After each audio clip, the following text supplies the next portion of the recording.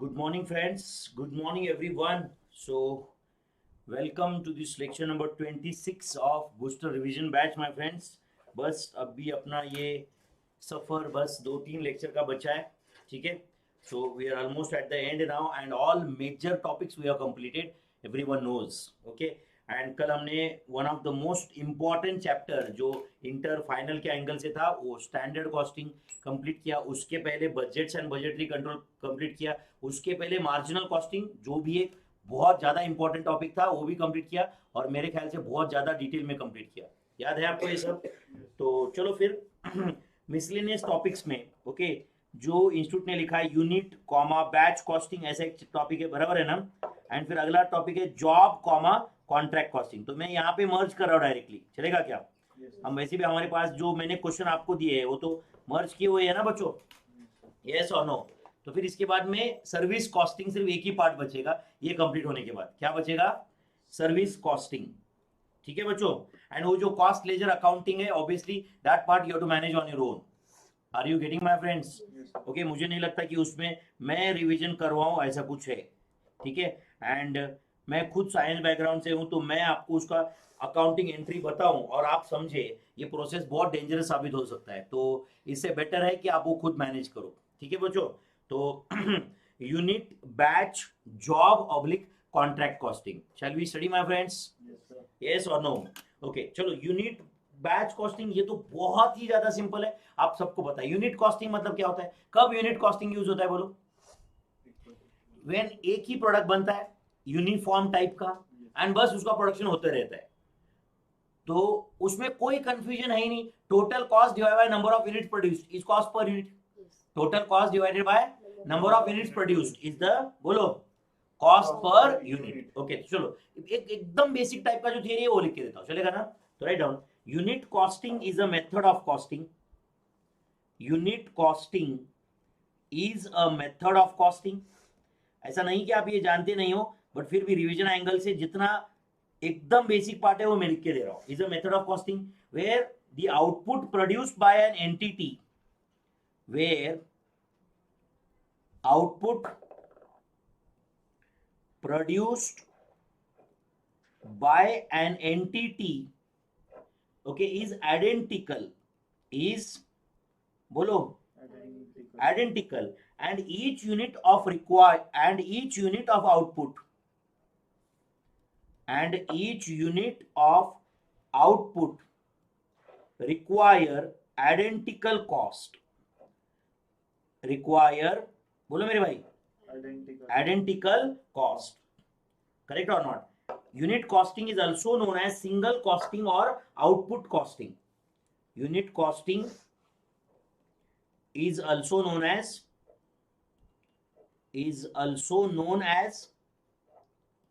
single, या क्या बोलते हैं, output costing. Unit costing is also known as single oblique output costing. Yes or no? Okay. Under this method, costs are collected. Under this method, लिख रहे हैं ना बच्चों? Under this method, costs are collected. Costs are collected. हाँ बोलो. Costs are collected and analyzed. Costs are collected and analyzed element wise. कैसे बोलो? element wise. And total cost per unit is ascertained. हाँ बताओ, आप ही बता दो कैसे ascertain होता है? ascertain by dividing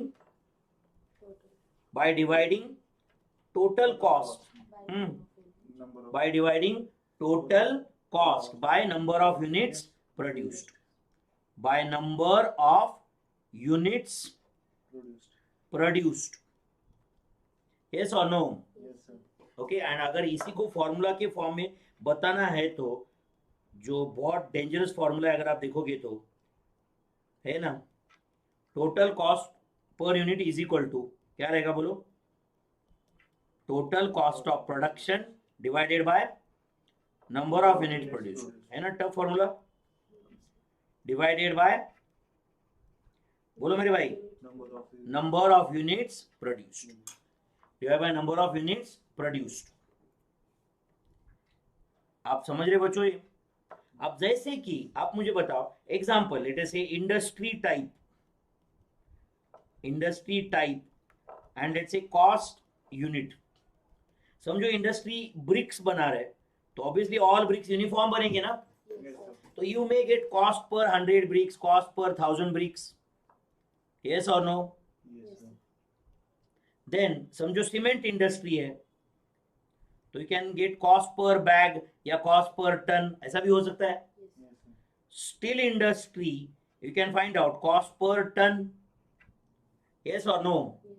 Then maybe let's say liquor industries, maybe cost per liter, एक ही टाइप का लिकर बना रहे हो आप कंटिन्यूस, पॉसिबल है ना बच्चों?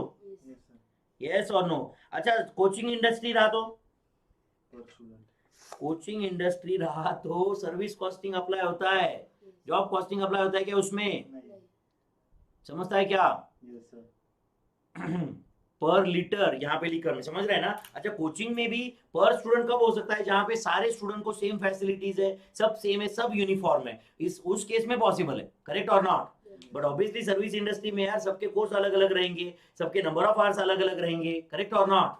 फैसिलिटीज प्रोवाइडेड अलग अलग रहेंगे, सर्विसेज अवेल्ड अलग अलग रहेंगे, यस और नो? तो वहां पे सर्विस कॉस्टिंग यूज होता है, आप समझ रहे बच्चों? यस और नो? ओके, ये हुआ यूनिट कॉस्टिंग, लिखा यहां तक आपने? अच्छा फिर बैच कॉस्टिंग क्या होता है? और टफ कंसेप्ट क्या? बैच कॉस्टिंग, बैच जैसे अभी 100 यूनिट्स का एक बैच, 50 यूनिट का एक बैच हम लोग बोलते हैं ना, राइट? और batch costing is a type of specific order costing. Batch costing is a, बोलो बच्चों, type of specific order costing, specific order costing where articles are manufactured in predetermined lots, where articles are manufactured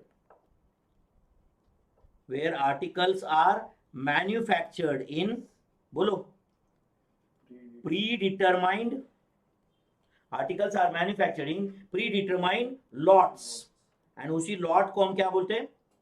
batch, known as batch, yes और no? Right on. Under this method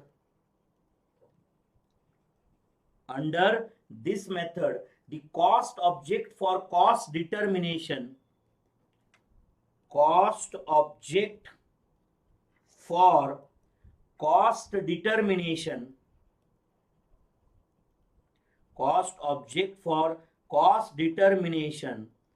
is a batch for production, rather than output, yes or no? Rather than, बोलो, output as seen in unit costing method। समझ रहे हैं आपको? ये unit costing में per unit cost होता है, यहाँ पे पर बैच फाइंड होगा, यस और नो?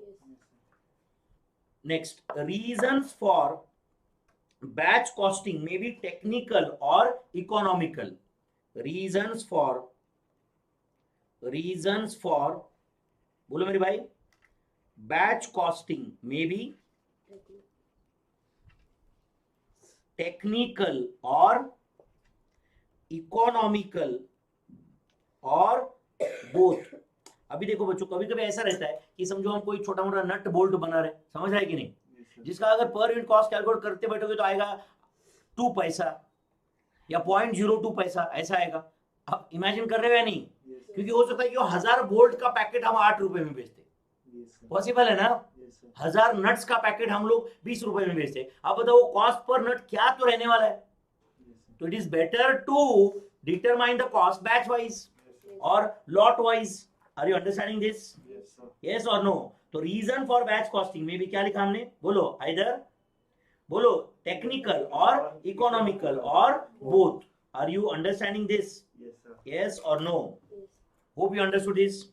Next sentence लिखो, to facilitate convenient cost determination, to facilitate convenient cost determination, to facilitate convenient cost determination, comma, one number is allotted for each batch. One number is allotted, समझ रहे हैं ना बच्चों, for each batch. हर एक batch का cost find करना रहता है ना आपको, तो एक बैच को एक नंबर दे दिया, फिर उसमें जो भी material issued, labour hours work जो भी है, अगेंस्ट दैट नंबर आप बुक कर सकते हो and you can find out total cost of that batch. Yes और no? Next, material cost for this batch, material cost of this batch लिख रहे हो क्या मेरे भाई? Material cost of this batch कहां से पता चलता है? बोलो material cost. From material requisitions, from material is calculated from material requisitions, is calculated from material requisitions. याद है क्या आपको मटेरियल रिक्विजिशन? कौन से चैप्टर में पढ़ा था मटेरियल रिक्विजिशन? फर्स्ट चैप्टर में, याद है ना आपको? Labour cost is arrived from job cards. समझ रहा है क्या आपको ये? लेबर कॉस्ट फ्रॉम, बोलो, जॉब कार्ड्स. चलो मटेरियल हो गया, लेबर हो गया, और क्या बचा है? Overhead cost from, overhead cost from, बोलो, मशीन आवर रेट, बराबर है ना? और लेबर आवर रेट. यस और नो? या कभी कभी percentage of wages, percentage of prime cost, जो भी रहेगा, बराबर है? और एनी अदर सुटेबल बेसिस, और any other suitable basis, any other suitable basis. समझ में आ रहा है बच्चों? yes or no? नेक्स्ट बताओ, जॉब कॉस्टिंग लिख रहे हो क्या बच्चों? जॉब कॉस्टिंग, यस बोलो, जॉब कॉस्टिंग में क्या होता है? अच्छा सच्ची में बच्चों ये बेसिक थियरी में इंटरेस्ट है क्या? देखो बच्चों, मैंने कुछ बहुत ज्यादा पॉइंट लिख के नहीं दिए, बट कम से कम इतना पढ़ना है अपने को. यस और नो? तो चलो बोलो, जॉब कॉस्टिंग मतलब ये कब यूज होता है? अब जैसे कि समझो interior decoration of a particular place, ये जॉब है. समझो ये सोराली है, इसका कल ऑफिस है, और मैं इंटीरियर डिजाइनर हूं. ये बोल रही कि सर मैं सीए बन गई हूं, मेरे ऑफिस का 300 स्क्वायर फीट का इंटीरियर डिजाइन करके दो आप. तो that is a job I am undertaking. तो समझो मैं सोराली का और मौसम का दोनों का अलग अलग ऑफिस है, at a time interior designing कर रहा हूं, तो मैं दोनों का टोटल कॉस्ट क्लब करके डिवाइड बाय 2 करके एक को बताऊं क्या? क्यों नहीं बताओ ऐसे? क्यों नहीं ऐसे, बोलो ना. सीधी सी बात है यार, दो, इसका 300 स्क्वायर फीट का ऑफिस है, उसका 600 स्क्वायर फीट का है. यहाँ पे मार्बल फिनिशिंग चाहिए, उसको सादा फिनिशिंग चाहिए. इधर प्लाईवुड यूज हुआ है, उधर दूसरा टाइप का लकड़ी यूज हुआ है. करेक्ट और नॉट? इधर बहुत ही राइट टाइप का फाइन पॉलिशिंग है, उधर पॉलिशिंग है ही नहीं. करेक्ट और नॉट? हर एक का अलग अलग स्पेसिफिकेशन था ना मेरे भाई. अच्छा मुझे बताओ, समझो मैं एक सर्विसिंग सेंटर चला रहा हूं, 10 बाइक आज सर्विसिंग के लिए आ गए, तो मैंने 10 बाइक का टोटल सर्विसिंग कॉस्ट निकाला, डिवाइड बाय 10 करके सबको बोल दिया, चलेगा क्या? अरे एक स्कूटी है, एक बुलेट है. करेक्ट और नॉट? दोनों को सेम चार्ज करोगे क्या? अच्छा समझो सेम ही रहेंगे तो भी कैसे चार्ज करोगे? एक का क्या क्या चेंज करना था, एक को सिर्फ वॉश करके देना था, वर्क तो अलग अलग है सबका. तो रिकॉर्ड तो आपको जॉब वाइज रखना पड़ेगा ना, कॉस्ट तो आपको जॉब वाइज कैलकुलेट करना पड़ेगा, उसमें मार्जिन ऐड करके आपको सेलिंग प्राइस बताना पड़ेगा. यस और नो? तो कहना है से job costing is a method of costing use where production is undertaken against a specific customer order, against a specific customer. specific customer ने बोला है कि 1000 यूनिट बना के दो, ये बाइक सर्विसिंग करके दो, इंटीरियर डिजाइनिंग करके दो, इतना फर्नीचर बना के दो. स्पेसिफिक कस्टमर का ऑर्डर है ना. यस और नो? तो write down, job costing is a method of costing. Job costing is a method of costing, is a method of costing used where, बोलो बच्चों, production starts against a, बोलो मेरे भाई, specific customer order. Specific customer order. Are you understanding this? Yes or no? And cost records are maintained job wise. Yes or no? Cost records are maintained job wise. Cost records are maintained job wise. Okay. तो एक काम करता हूं, एक question लिख के देता हूं, कैरेक्टरिस्टिक्स ऑफ जॉब कॉस्टिंग. तो ये क्वेश्चन बहुत बार एग्जाम में आता है, इसलिए मैं लिख के दे रहा हूं. चलेगा क्या? Characteristics of job costing. अगर हो सकता है तो कैरेक्टरिस्टिक्स ऑफ प्रोसेस कॉस्टिंग, ये भी क्वेश्चन आप लिख लेना बाद में. वो चैप्टर हम फिनिश कर चुके हैं ऑलरेडी, बट फिर भी समझ रहा है क्या? Characteristics of process costing, characteristics of contract costing, ऐसे क्वेश्चन देख के जाना एग्जाम के पहले. चलेगा ना? तो characteristics of job costing. Okay, तो यहां पे लिखो, each job is undertaken. Each job is undertaken against a, बोलो मेरे भाई, specific customer order. Yes or no? Yes, sir. Can I say job is done as per customer specifications? Yes, sir. Job is done as per customer specifications. Job is done as per customer specification. Yes or no? Yes. Next, cost records are maintained. Cost records are maintained time wise या job wise? Job wise. Cost records are maintained job wise. Yes or no? Identity of each job. Identity of each job is retained throughout the process. Is, बोलो, retained. Identity of each job is retained throughout the process. समझ रहे हैं ना? Is retained throughout the process. Yes or no? हमें पता होता है exactly कौन सा जॉब कहाँ कंप्लीट हो रहा है, उस पर क्या क्या खर्चा हो रहा है. Yes or no? And production is normally short.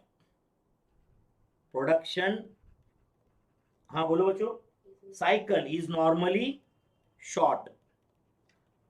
क्योंकि अगर ये लॉन्ग रहा तो it comes under contract costing. Contract मतलब क्या होता है यार? एक लॉन्ग टर्म जॉब को ही हम कॉन्ट्रैक्ट बोलते. यस और नो? करेक्ट है. These are the characteristics of job costing. Are you understanding this? Characteristics of job costing लिखे हैं बच्चों यहां तक आप? Characteristics of job costing. अच्छा सुनो ध्यान से, सब लोग प्लीज अच्छे से ध्यान देना है. ओके, समझो अभी सब लोग प्लीज ध्यान दे रहे हो क्या? लेट अस से एक बाइक का सर्विसिंग सेंटर मैं चला रहा हूं. बाइक का सर्विसिंग सेंटर मैं चला रहा हूं. समझो आज सुबह 8 बजे मौसम आया मेरे पास और बोल रहा है कि सर मेरे बाइक का सर्विसिंग करना है. क्या करना है? बाइक का सर्विसिंग करना है. तो बाइक का सर्विसिंग करने के लिए मैं उसको एस्टिमेट भी दूंगा कुछ, या बाद में बताऊंगा, जो भी है एस्टिमेट दूंगा ना मैं. यस और नो? उसके बेसिस पे उसको डिसाइड करना है कि मुझे वो जॉब देना है या नहीं देना है. अच्छा, वो जॉब उसके स्पेसिफिकेशन के हिसाब से करूंगा या मेरे स्पेसिफिकेशन के हिसाब से? वो बोलेगा. करेक्ट और नॉट? सर यहाँ पे ये कर दो, वहां पे वो कर दो, इंडिकेटर चेंज कर दो, ये रहने दो, मत चेंज करो. वही बोलेगा ना.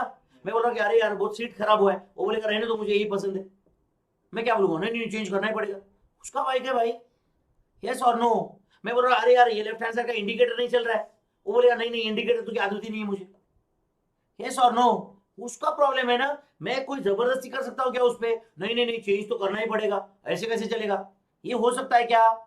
Job is done as per customer specification. मैं उसको बोल सकता हूँ कि अरे यार ये ब्लैक कलर का बाइक खराब दिख रहा है, ब्लू कलर कर दे.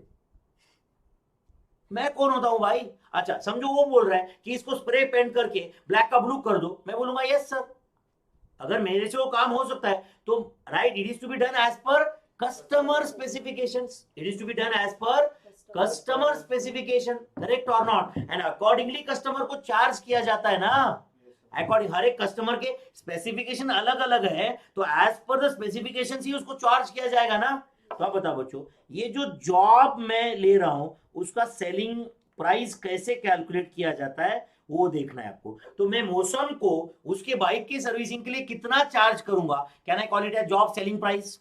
जो भी चार्ज करूंगा उसको हम क्या बोलेंगे, बोलो, job selling price. Are you understanding? तो आप बताओ जॉब सेलिंग प्राइस के अंदर क्या क्या रहेगा। हाँ बोलो, जॉब सेलिंग प्राइस के अंदर बहुत सिंपल अगर बात करना है तो जॉब सेलिंग प्राइस के अंदर total cost of completing the job होगा, टोटल कॉस्ट ऑफ, बोलो, कंप्लीटिंग दैट जॉब रहेगा, प्लस कॉस्ट में मैं उसको जितना कॉस्ट है उतना ही चार्ज करूंगा क्या, नहीं, तो क्या चार्ज करूंगा, बोलो, प्रॉफिट, यस और नो, और उसको हम बोलते हैं मार्कअप, यस और no. Can I say it can be a fixed amount और फिक्स्ड परसेंटेज। फिक्स अमाउंट मतलब क्या, कुछ भी रहा तो मुझे 2000 कमाना है तो मैं 2000 ऐड करूंगा, या तो हो सकता है कि कॉस्ट का 20% ऐड करूंगा, तो फिर कॉस्ट जितना बढ़ेगा वो मार्जिन भी बढ़ेगा।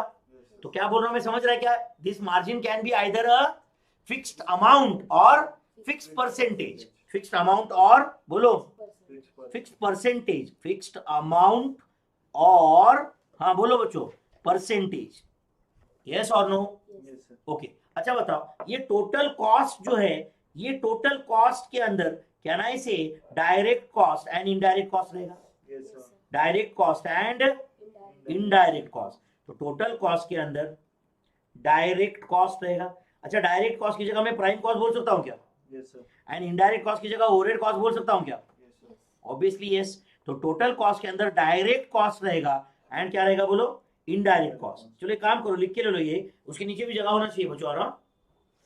तो एग्जाम्पल याद है क्या मैं कौन सा बता रहा हूं, क्या एग्जाम्पल बता रहा हूं, बाइक का सर्विसिंग का ये जॉब सेलिंग प्राइस मतलब फाइनल बिल अमाउंट है, बिल अमाउंट के अंदर टोटल कॉस्ट रहेगा एंड प्रॉफिट रहेगा। Do you agree? Profit fixed amount रहता है या फिक्स परसेंटेज रहता है, या कंपनी डिसाइड करेगा वो रहता है, दोनों में से कुछ भी रह सकता है, यस और no. Are you getting my friends? Okay, total cost of completing the job के अंदर, total cost of completing the job जो रहेगा उसके अंदर, हाँ बोलो, क्या क्या रहेगा, मटेरियल, हाँ बोलो, direct cost and indirect cost. पहले तो वो, अच्छा बताओ डायरेक्ट कॉस्ट के अंदर क्या क्या रहेगा, बोलो, बोलो, direct material, direct labour, direct expenses. Direct material लिख रहे हो क्या मेरे भाई, direct material, then direct labour, and last direct expenses, direct material, direct labour, direct expenses. Are you getting my friends? Yes और नो? अच्छा बताओ, एग्जांपल ध्यान में रखो, मौसम का बाइक में अकेला सर्विसिंग, मैं मौसम का बाइक ही सिर्फ सर्विसिंग कर रहा हूं, या और भी ऐसे जॉब्स रहेंगे मेरे पास बहुत सारे, और भी बहुत सारे जॉब मैंने सर्विसिंग सेंटर क्या उसका बाइक सर्विसिंग करने के लिए निकाला है क्या सिर्फ, करेक्ट, और भी बाइक का सर्विसिंग कर रहा हूं या नहीं कर रहा हूं मैं? तो आप बताओ मटेरियल कॉस्ट मौसम के बाइक के लिए कितना लग गया, ये मुझे कैसे पता चलेगा? जॉब में कैसा लिखा जाएगा भाई, मटेरियल कॉस्ट, मटेरियल कॉस्ट। अच्छा मुझे बताओ, मौसम का बाइक का सर्विसिंग करते करते कुछ मटेरियल, इंडिकेटर यूज किया, ब्रेक पैनल यूज किया, डिस्क यूज किया, यस और नो, उसके बाइक में फिट कर दिया ना मैंने, ये मेरे पास था वो मटेरियल, तो उसका कॉस्ट उसके जॉब के कॉस्ट में ऐड होना चाहिए। मुझे कैसे पता चलेगा कि कौन से मटेरियल के लिए कितना यूज हुआ है? हाँ, अरे 10 बाइक का सर्विसिंग चल रहा है ना, यहाँ पे 50 बाइक का सर्विसिंग एट ए टाइम चल रहा है, कौन से जॉब के लिए कितना मटेरियल यूज हुआ ये कैसे पता चलेगा? बिल्कुल, जॉब कार्ड में लेबर आवर्स होते हैं मेरे भाई, जॉब कार्ड का कोई संबंध नहीं, यस और नो, या तो are you understanding this? Job card या टाइम कार्ड जो भी रहता है, राइट, उसमें लेबर आवर्स लिखे जाते हैं, यस। तो सिंपल चीज है ना यार, यही तो सीखा था हमने मटेरियल्स में। अच्छा चलो समझो, ये एक मैकेनिक है, ओके, तो मैकेनिक का नाम है अब्दुल, सुन रहे हो क्या? अब्दुल जो है वो किस पे काम कर रहा है? मौसम के बाइक पे काम कर रहा है, और उसको पता चला कि अरे यार इसका तो इंडिकेटर खराब हुआ है, और मौसम ने बोल के रखा है कि जो जो खराब हुआ है चेंज कर दो। अब्दुल आ रहा है स्टोर में, यस और नो, और बोल रहा है कि 2 इंडिकेटर दे दे, उसकी बाइक को लगाना है, यस और नो। स्टोर वाला यस सर बोल के देगा क्या? क्या बोलेगा? मटेरियल रिक्विजिशन नोट दे भाई, क्या दे, मटेरियल रिक्विजिशन नोट दे। एंड वो मटेरियल रिक्विजिशन नोट पे लिखेगा जॉब नंबर 101, जॉब नंबर 101 मौसम का बाइक है, यस और नो। तो अब बताओ आया ना उधर मटेरियल रिक्विजिशन, इसका एक कॉपी अकाउंट्स डिपार्टमेंट में भी जा रहा है, तो अकाउंट्स डिपार्टमेंट को पता चल गया ना कि मौसम के बाइक के लिए, समझा क्या, बाइक के लिए कौन सा मटेरियल इशू है।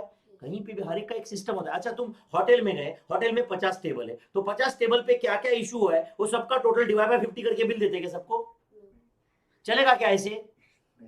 आप किसी होटल में गए एंड ओवर, अरे यार टेबल वाइज तो भूल ही गया मैं, सबने जो जो मांगा दे दिया मैंने, अब टेबल वाइज किसने क्या क्या खाया है मुझे याद ही नहीं, टोटल करके डिवाइड बाय 50 सब लोग बेयर करो।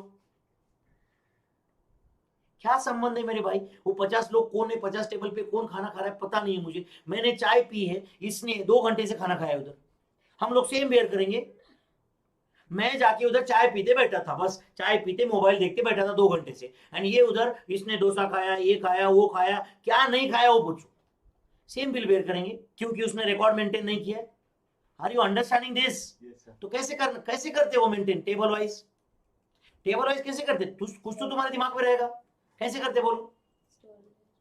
तो टेबल होटल में, अगर बात जस्ट तुम्हारे नॉलेज के लिए बता रहा हूं, समझो टेबल नंबर, ये टेबल नंबर 18 है, समझो टेबल नंबर 18। तो जब वेटर आता है वो बोलता है टेबल नंबर 18 सर ऑर्डर बताओ, उसने बताया एक मसाला डोसा 2 कॉफी, एक मसाला डोसा 2 कॉफी। अच्छा फिर ये वेटर डायरेक्ट किचन में जाता है क्या, एक मसाला डोसा और 2 कॉफी दे दो, बीच में एक पर्सन रहता है जिसको बोलते हैं केओटी पर्सन, क्या बोलते हैं, किचन ऑर्डर टिकट इशू करता है, वो क्या इशू करता है, तो वहां पे जाता है और वो बोलता है 18 नंबर टेबल वाला एक डोसा और 2 कॉफी मांग रहा है, तो फिर वो 18 नंबर एक डोसा 2 कॉफी ऐसे पंच करता है उधर, एक प्रिंट आउट आता है उधर छोटा सा चिट्ठी, और वो चिट्ठी लेके वो वेटर किचन में जाता है, समझा या नहीं। एंड किचन वाले को इंस्ट्रक्शन रहता है जब तक ये चिट्ठी आता नहीं तब तक वेटर को देने का नहीं कुछ, यस और नो, नहीं तो वेटर अपने ही ऑर्डर लेगा, यस और नो, कस्टमर से पैसा खुद ही रखेगा।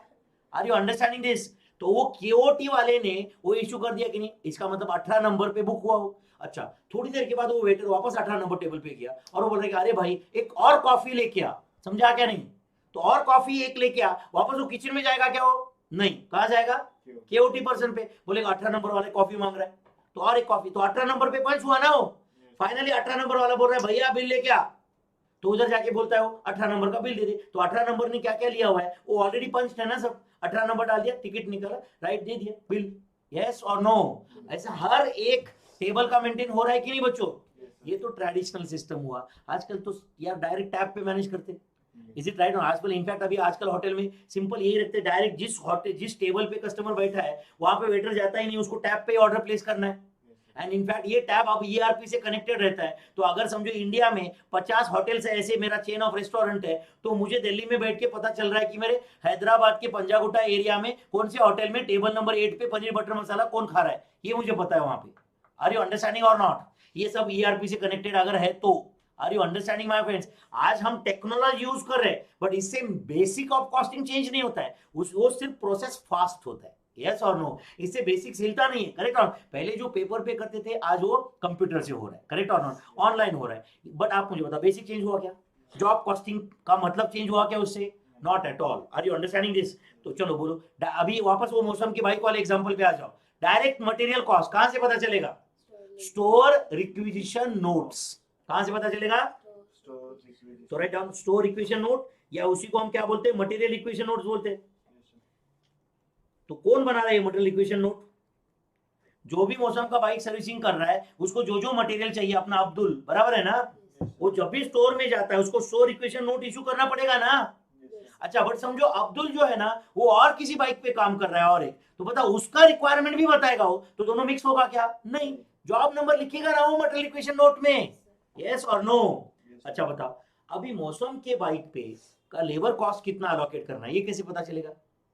हाँ अब तुम बता रहे, उसका एक जॉब कार्ड मेंटेन किया जाएगा, उस पे लिखेगा इंजीनियर 2 आवर्स, सुपरवाइजर 2 आवर्स, हर एक आदमी जो जो उसके बाइक पे काम कर रहा है वो लिख के रखेगा, accordingly we can allocate the cost.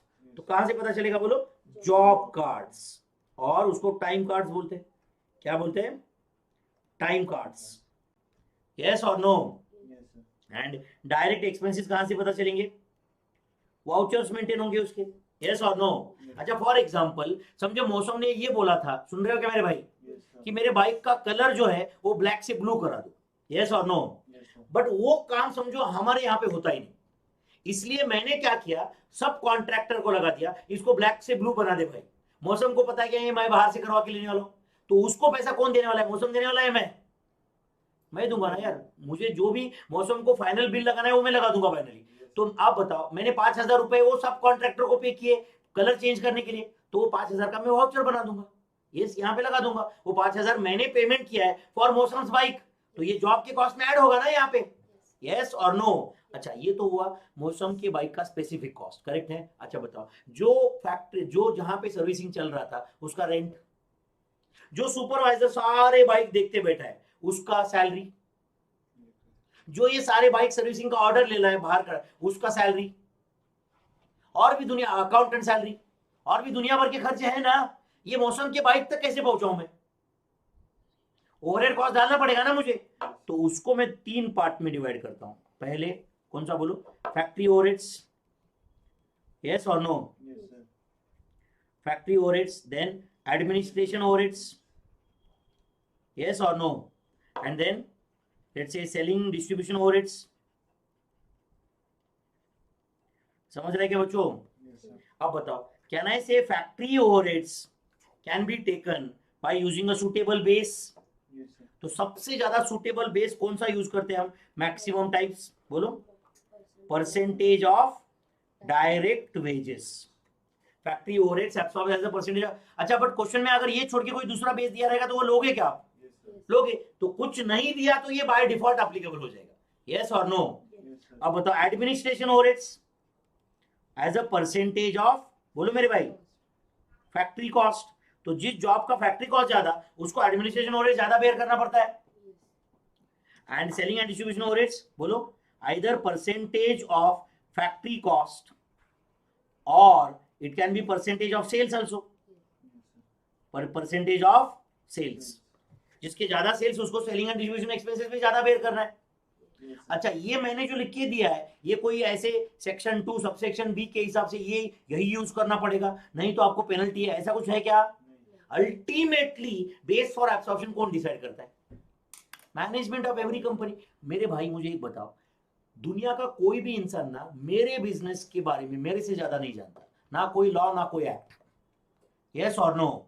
मेरे बिजनेस के बारे में सबसे ज्यादा जानकारी कौन रखता है, मैं खुद। तो मुझे कॉस्ट कैसे अपॉर्शन करना है जॉब वाइज, ये मेरा कॉल है, यस और no. Are you getting this. हमने यहाँ पे जनरल नॉलेज बता दिया कि भाई तुम ऐसा कर सकते हो, मैनेजमेंट ये छोड़ के और कुछ डिसाइड कर सकता है, यस और no. Are you getting this. तो चलो ये समझा कि आपको जॉब सेलिंग प्राइस का ब्रेकअप समझा क्या अच्छे से, जॉब सेलिंग प्राइस कैसे कैलकुलेट होता है ये समझा क्या, पक्का, ओके।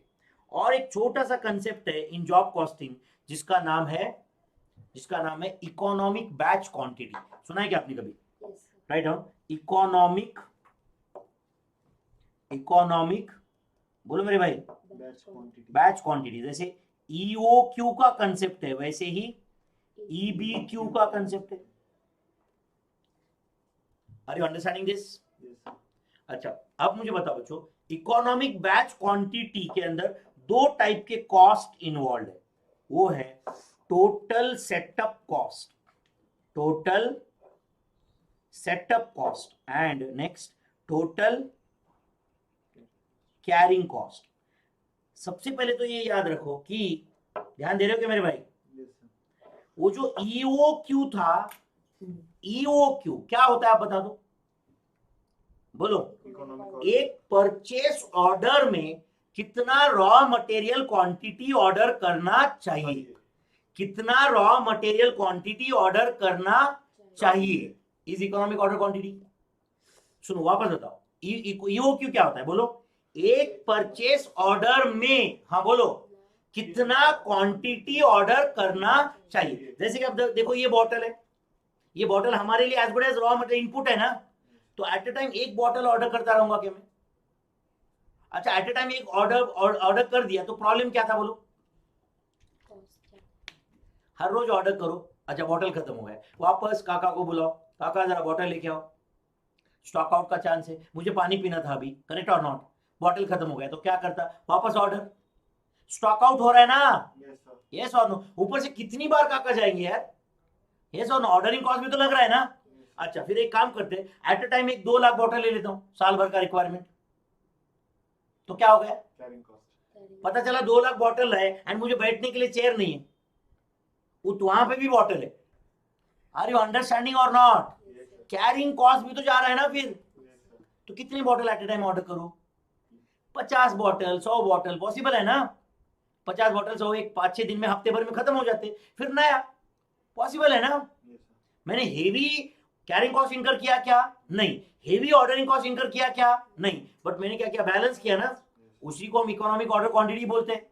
तो अब यहां पे भी ऐसा है कि एक बैच में, सुनो सुनो, एक बैच में कितना फिनिश गुड्स बनाना चाहिए, एक बैच में, एक बैच में मतलब एक प्रोडक्शन रन में, एक प्रोडक्शन रन में, एक प्रोडक्शन रन के लिए एक बार सेटअप लगता है, एक प्रोडक्शन रन के लिए बोलो एक बार सेटअप लगता है, यस और नो। मैंने आपको किसी दूसरे कॉन्टेक्स्ट में एक दिन एग्जांपल बताया था, आपको शायद याद रहेगा कि मैंने मम्मी को बोला था मम्मी 10 चपाती बनाओ, तो मम्मी ने 10 बनाए थे, बट बाद में मैं घर जाके सिर्फ एक बोला कि मम्मी और एक चपाती बना दो सिर्फ, तो मम्मी का बड़ा कॉम्प्लेंट था, क्यों था बच्चों, मम्मी बोल रही थी देख भाई तू 10 बोला था ना, तब मैं 20 बोलता तो भी मैं बना लेती, बट अब तू वापस ये बोल रहा है, ये मैं बना दूंगी बट गलत बात है, यस और नो, क्यों गलत बात है बच्चों, मैं अननेसेसरी मम्मी का कॉस्ट बढ़ा रहा हूं ना, काम बढ़ा रहा हूं, क्यों, मम्मी ने 10 चपाती बना के पूरा किचन का सेटअप डिसमेंटल करके साफ करके रखा था, हर रोज टिपिकल इंडियन फैमिली में हम 2 बार किचन धोते, दोपहर का खाना बना के चकाचक करके रखते, शाम का खाना बना के वापस चकाचक बना के रखते, यस और no, are you understanding this. तो अब बताओ बच्चों, मम्मी को मैं एक चपाती बनाने के लिए बोला, वापस सेटअप करना पड़ेगा कि नहीं पूरा, वो चपाती बनाओ, ये वापस सब धो के रखो, करेक्ट और नॉट। तो एक सेटअप में कितने यूनिट्स बनने चाहिए, अच्छा बताओ, कंपनी में भी एक प्रोडक्शन रन में हो सकता है कि रॉ मटेरियल यहाँ पे लाके रखो, मशीन इधर रखो, पावर कनेक्ट करो, ये कनेक्ट करो, सेटअप कर दिया।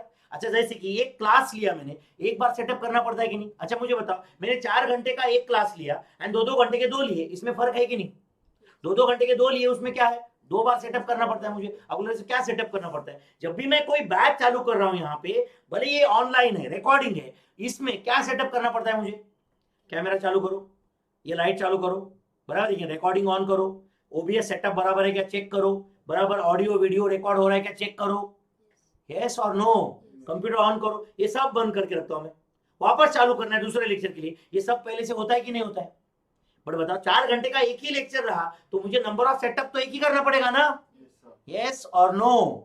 तो एक बैच में कितने यूनिट्स बनाना चाहिए, एक रन में कितने यूनिट्स बनाना चाहिए, answer is EBQ, answer is correct और not, are you understanding this. तो क्या होता है ईबीक्यू बता दो, बोलो, ऑप्टिमम बैच साइज, क्या है ये, optimum batch size, economic batch quantity, number of units to be manufactured in one production run, लिखो ब्रैकेट में, number of units to be produced in one production run,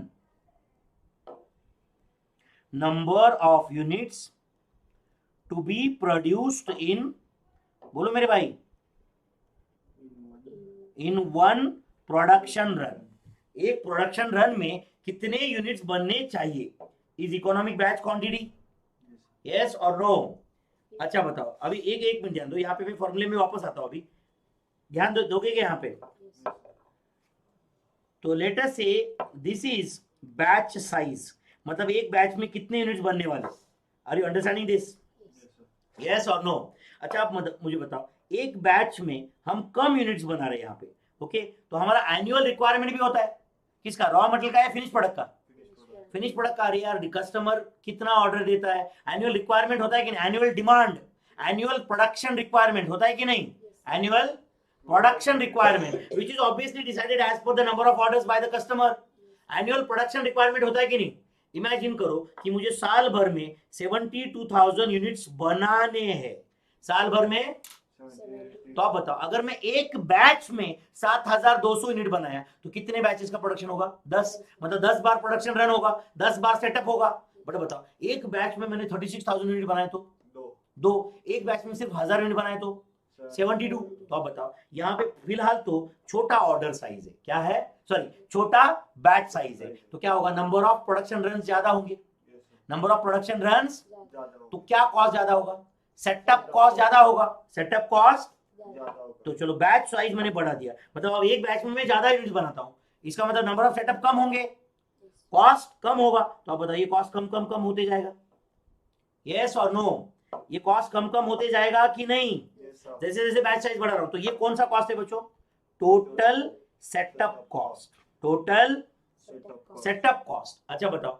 but आप बताओ, तो setup cost कम करने के लिए मैं ज्यादा क्वांटिटी बना रहा हूं ना एक बैच में। अच्छा बताओ, मेरा साल भर का रिक्वायरमेंट 72,000 यूनिट्स है, मैंने पहले ही बैच में 36,000 यूनिट्स बना दिया, अब बताओ 36,000 यूनिट्स 6 महीने में सेल होने वाला है, साल भर का रिक्वायरमेंट 72 है ना मेरे भाई, आप बताओ कितना कैरी कर रहे हो आप फिनिश स्टॉक, तो क्या बढ़ेगा बोलो, कैरिंग कॉस्ट। तो आप बताओ बच्चों, ये ऑर्डर साइज, सॉरी ये बैच साइज बढ़ने के चक्कर में साथ साथ में क्या बढ़ रहा है बोलो, कैरिंग कॉस्ट, तो टोटल क्या है ये बोलो, carrying cost, are you understanding this, and same इन दोनों का टोटल ऐसे आता है, ध्यान दे रहे हो क्या, जो यहाँ पे मिनिमम है, और अगर ये आपने कैलकुलेट कर दिया तो ये जो आंसर रहता है दिस इज नोन एज, बोलो मेरे भाई, EBQ, करेक्ट और नॉट, EBQ लिख के ले लो अभी, तो बोलो एट EBQ, ये कंसेप्ट इंपॉर्टेंट है, एट EBQ मतलब if you follow the policy of EBQ क्या होता है बोलो, total setup cost is equal to total carrying cost, मैंने जो वहां पे लिख कर रखा था एक 4-5 लाइन ब्लैंक छोड़ो उसके नीचे और ये लिखो, चलेगा ना, एट EBQ बोलो मेरे भाई क्या होता है, total setup cost is equal to, per annum ऐसे लिख देता हूं, is equal to total carrying cost per annum, are you understanding this, one, and can I say total of setup cost and carrying cost, total of setup cost and carrying cost is kept at, बोलो मेरे भाई, is kept at minimum level, total of setup cost and carrying cost is kept at, बोलो मेरे भाई, minimum level, total of setup cost and carrying cost is kept at a minimum level, yes or no, total of setup cost and carrying cost is kept at a minimum level, are you understanding this, तो EBQ मतलब होता क्या है वो समझा क्या, एक batch में कितने यूनिट्स बनाने चाहिए, मतलब एक बार सेटअप कॉस्ट इनकर करके कितने यूनिट्स बनाना चाहिए, यस और नो, तो आप बताओ कम बैच साइज रहेंगे रखेंगे तो क्या होगा, नंबर ऑफ सेटअप्स ज्यादा होंगे, तो सेटअप कॉस्ट ज्यादा लगेगा, बट अगर हम ज्यादा क्वांटिटी बनाएंगे तो क्या होगा, कैरिंग कॉस्ट ज्यादा रहेगा, यस और नो, एक चीज याद रखो, EOQ was a concept for raw materials, EBQ is a concept for finished goods, EBQ is a concept for finished goods, सही है बच्चों, तो at EBQ मतलब if we follow the policy of EBQ, if we follow the policy of बोलो EBQ,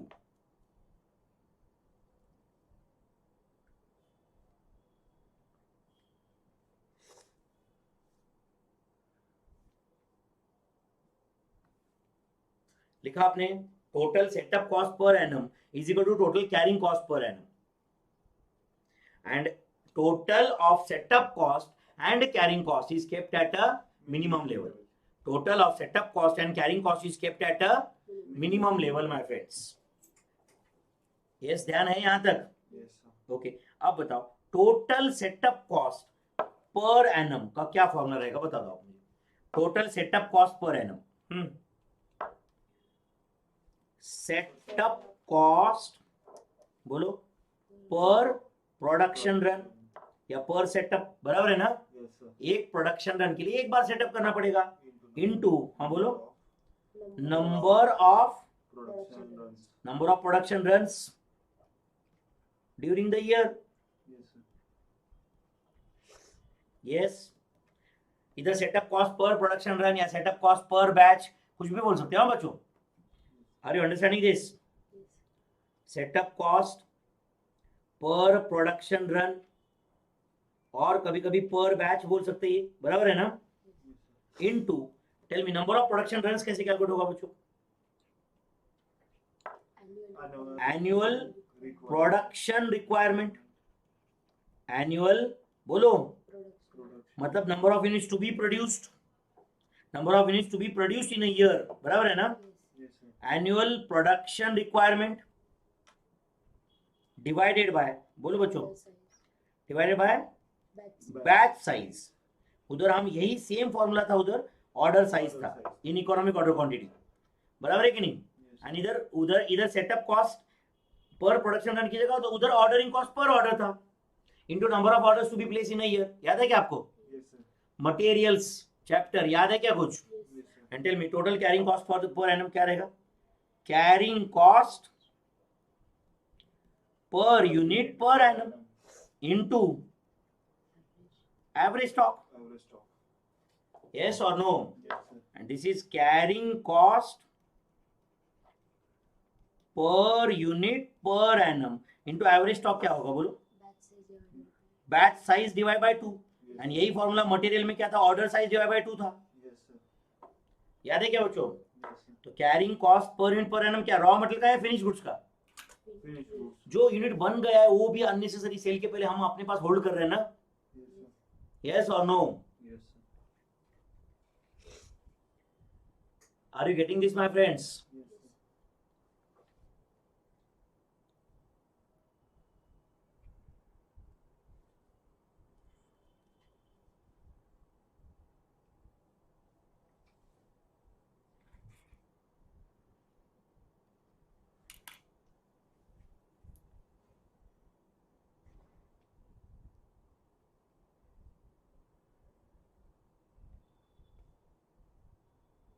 लिखा आपने?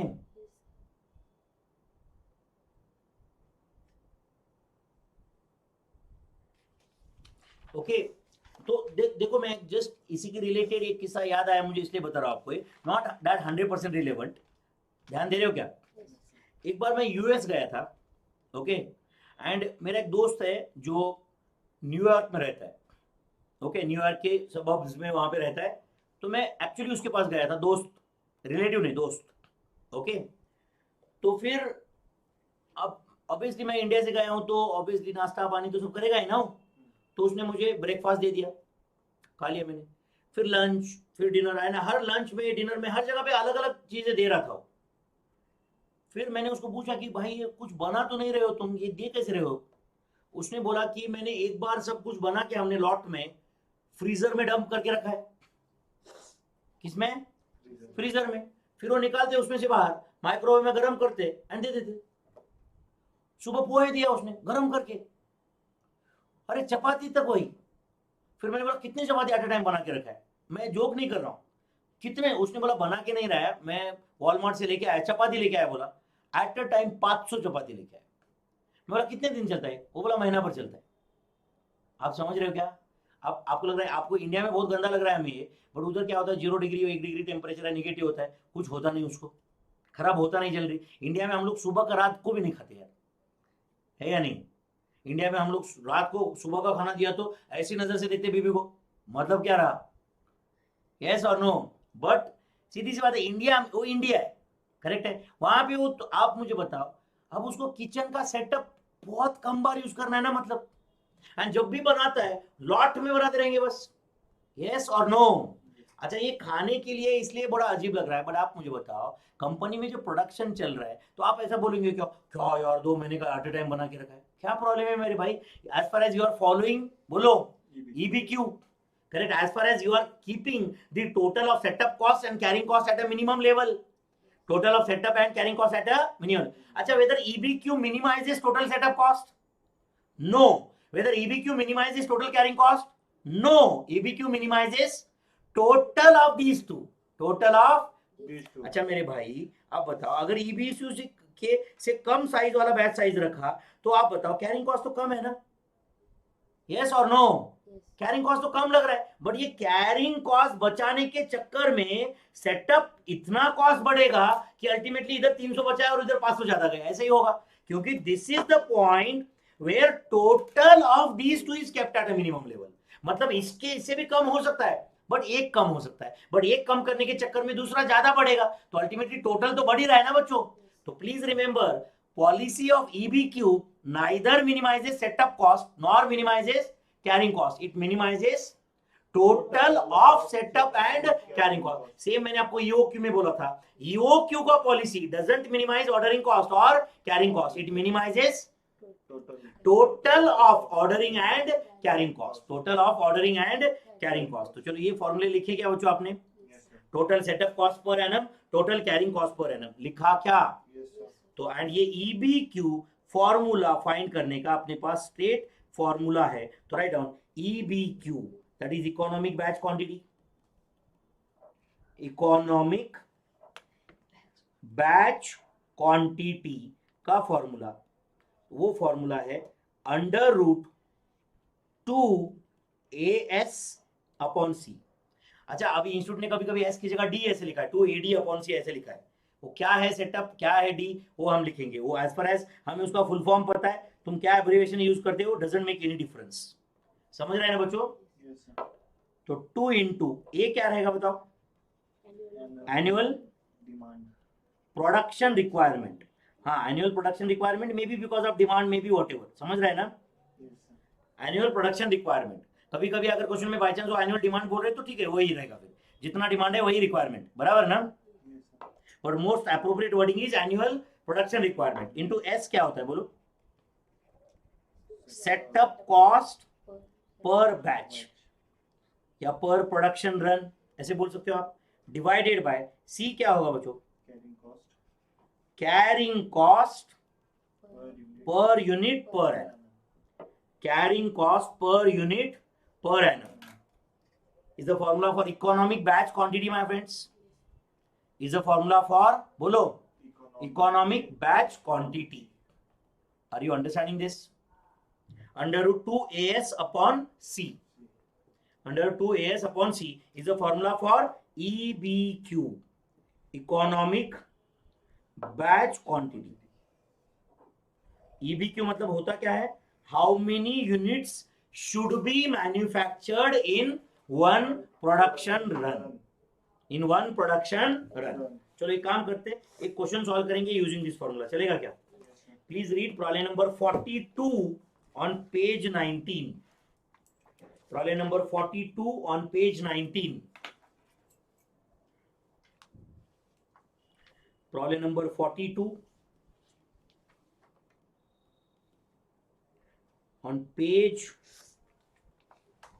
19 my friends, problem number 42 page 19। Yes, monthly demand for the product कितना है, 500 units, setup cost per batch बोलो मेरे भाई ₹60, cost of manufacturing per unit 20 and carrying cost 10%। अभी उन्होंने रेट ऑफ इंटरेस्ट बोला है तो वही कैरिंग कॉस्ट है फिर, यस और no? Determine economic batch quantity, बस फॉर्मूला यूज करके आंसर लाना, कुछ है नहीं उसमें, yes or no? तो write down first calculation of economic batch quantity, calculation of बोलो मेरे भाई, economic batch quantity, that is EBQ, that is EBQ। तो चलो बोलो अंडर रूट, पूरा लिखेंगे चलेगा ना, 2 इंटू एक की जगह क्या लिखो बोलो, annual production requirement, yes, then setup cost per batch या per production run divided by carrying cost, bracket में यहाँ पे इंटरेस्ट ऐसे लिख रहा हूं मैं, चलेगा ना? यहाँ पे इंटरेस्ट दिया ऐसे, बराबर है ना? पर यूनिट पर एनम, मतलब जो तुम्हारा पैसा ब्लॉक हुआ है ना बच्चों यहाँ पे, अरे तुम यूनिट्स बना के बैठे हो, बेच नहीं रहे हो अभी, यस और नो? पैसा तो ब्लॉक करके बैठे हो ना तुम। तो चलो बोलो 2 इंटू एनुअल रिक्वायरमेंट कितना है, बोलो 500 यूनिट्स इंटू 12 मतलब 6000 यूनिट्स ना। सेटअप कॉस्ट पर बैच बताओ 60 डिवाइडेड बाय 20 का 10%, सही है क्या बच्चों? तो अंडर रूट 2 इंटू, चलो एनुअल रिक्वायरमेंट बताओ एक बार, 6000 units into setup cost per batch 60, carrying cost per unit per annum 2 है या नहीं? तो 6000 इंटू 60 जो भी आया divided square root, tell me whether answer is 600 units. तो बोलो एट अ टाइम हमने कितने यूनिट्स ऑर्डर करना चाहिए, सॉरी कितने यूनिट्स मैन्युफैक्चर करना चाहिए, मतलब साल भर में कितने सेटअप्स होंगे? 10। अरे यार इसको ये भी कैलसी पे क्या, 6000 डिवाइड बाय 600, 10 समझ रहा है या नहीं? 6000 का एनुअल रिक्वायरमेंट है प्रोडक्शन का, एक बैच में 600 यूनिट्स बनाएंगे तो साल भर में कितने प्रोडक्शन रन्स होंगे? 10। कितनी बार सेटअप लगाना पड़ेगा? 10। यस और नो? तो 600 units is the economic batch quantity. अच्छा चलो हम लोग ना इकोनॉमिक बैच क्वांटिटी के corresponding setup cost and carrying cost भी कैलकुलेट करेंगे। एक काम करो, एक लाइन ऐड करो तुम्हारे क्वेश्चन में, also calculate total setup cost and total carrying cost, also calculate, बोलो total setup cost and total carrying cost। तो अगर हम आंसर करेक्ट फाइंड किए बच्चों तो कहना है total cost and total carrying cost same ही आएगा। Setup cost is equal to carrying cost है ना भाई, if you follow the policy of EBQ. तो write down total setup, second में ए लिखो, total setup cost for the year या for the month? For the year. Total setup cost for the year, बोलो बच्चों क्या होता है formula setup cost for the year का? Setup cost per batch into number of batches to be manufactured in a year या to be produced in a year, yes और no? चलो बोलो सेटअप कॉस्ट पर बैच कितना है मेरे भाई? ₹60। And बोलो number of batches, annual requirement कितना है? 6000 यूनिट्स। एंड एक बैच में कितने यूनिट्स बनाने वाले? यस और नो? तो tell me is it ₹60 into 10 production runs? Can I say it is 10 setups? Can I say these are 10 batches? Yes. So is it 600? Total setup cost for the year is 600. Total setup cost for the year is 600. और क्या calculate करना है? Total carrying cost for the year.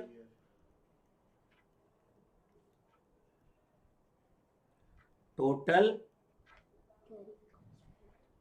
carrying cost for the year is equal to, बोलो मेरे भाई, carrying cost per unit per annum into batch size divided by 2 average, बराबर है ना? तो बोलो carrying cost per unit per annum कितना था बच्चों?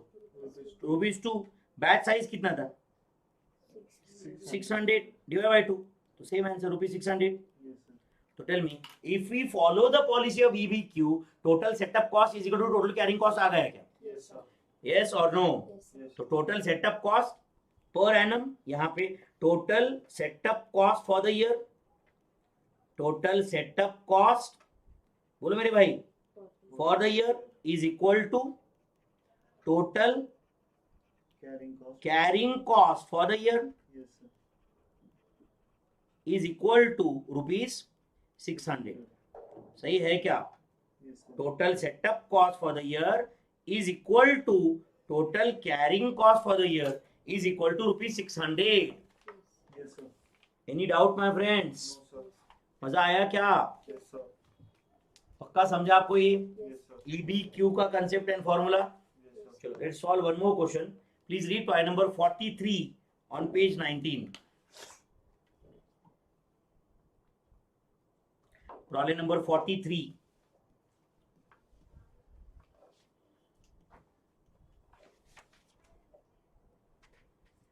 on page 19.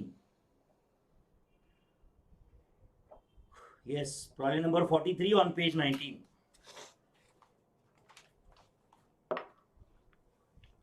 करना है बच्चों सॉल्व? Yes, sir. चलो पढ़ो. A company has an annual demand from a बोलो single customer for 50,000 liters of a paint product. Okay. Total demand can be made up of a range of color to be produced in a continuous production runs, after which a setup of machinery will be required to accommodate color change. समझ आया क्या आपको ये? मतलब हर बार आपको setup के बाद changes करना पड़ता है कुछ. Total output of each color will be stored and then delivered to the customer as a single load immediately before the बोलो production runs of next color commences. मुझे नहीं लगता इससे कोई प्रॉब्लम पे इम्पैक्ट आने वाला है. The setup cost is 100 rupees per setup.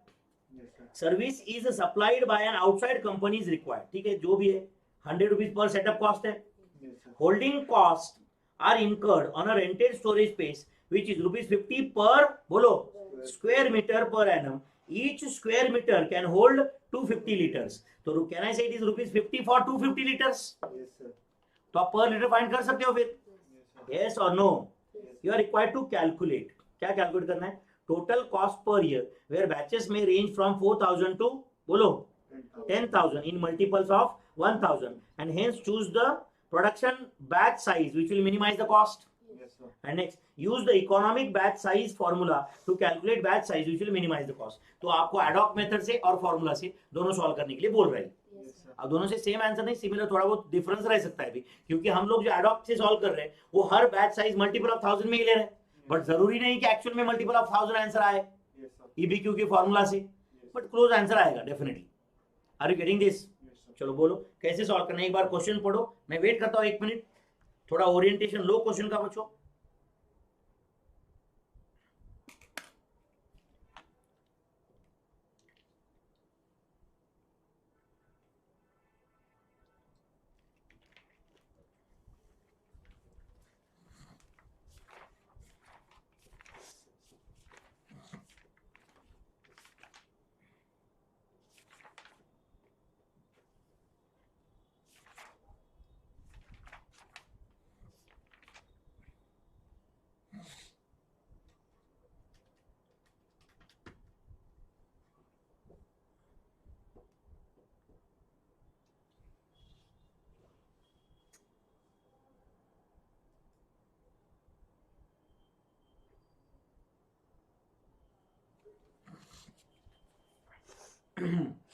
Yes बोलो मेरे भाई कैसे सॉल्व करना है. ठीक है, right down calculation of total setup cost comma total बोलो मेरे भाई कैरिंग कॉस्ट. अच्छा फॉर द ईयर है क्या? Yes for the year. Calculation of total setup cost, total carrying cost for the year. Yes, sir. हाँ चलो बोलो क्या क्या हेडिंग लिखो बोलो. चलो start with batch size. Yes, sir. Batch size. Batch size अपने को क्या लेना है? 4,000 से लेके 10,000 तक. 1 मिनट लिखो मत, सिर्फ ध्यान दो यहाँ पे 1 मिनट. अभी 4,000 5,000 6,000 बराबर ना. 7,000 8,000 9,000 10,000 बराबर ना. Yes, sir. ये बैच साइज है. सही है. Yes, sir. चलो और क्या क्या कैलकुलेट करना पड़ेगा अपने को फिर? Total setup cost and total carrying cost दोनों का टोटल करना है अपने को, वहां तक जाना है. तो हाँ बोलो.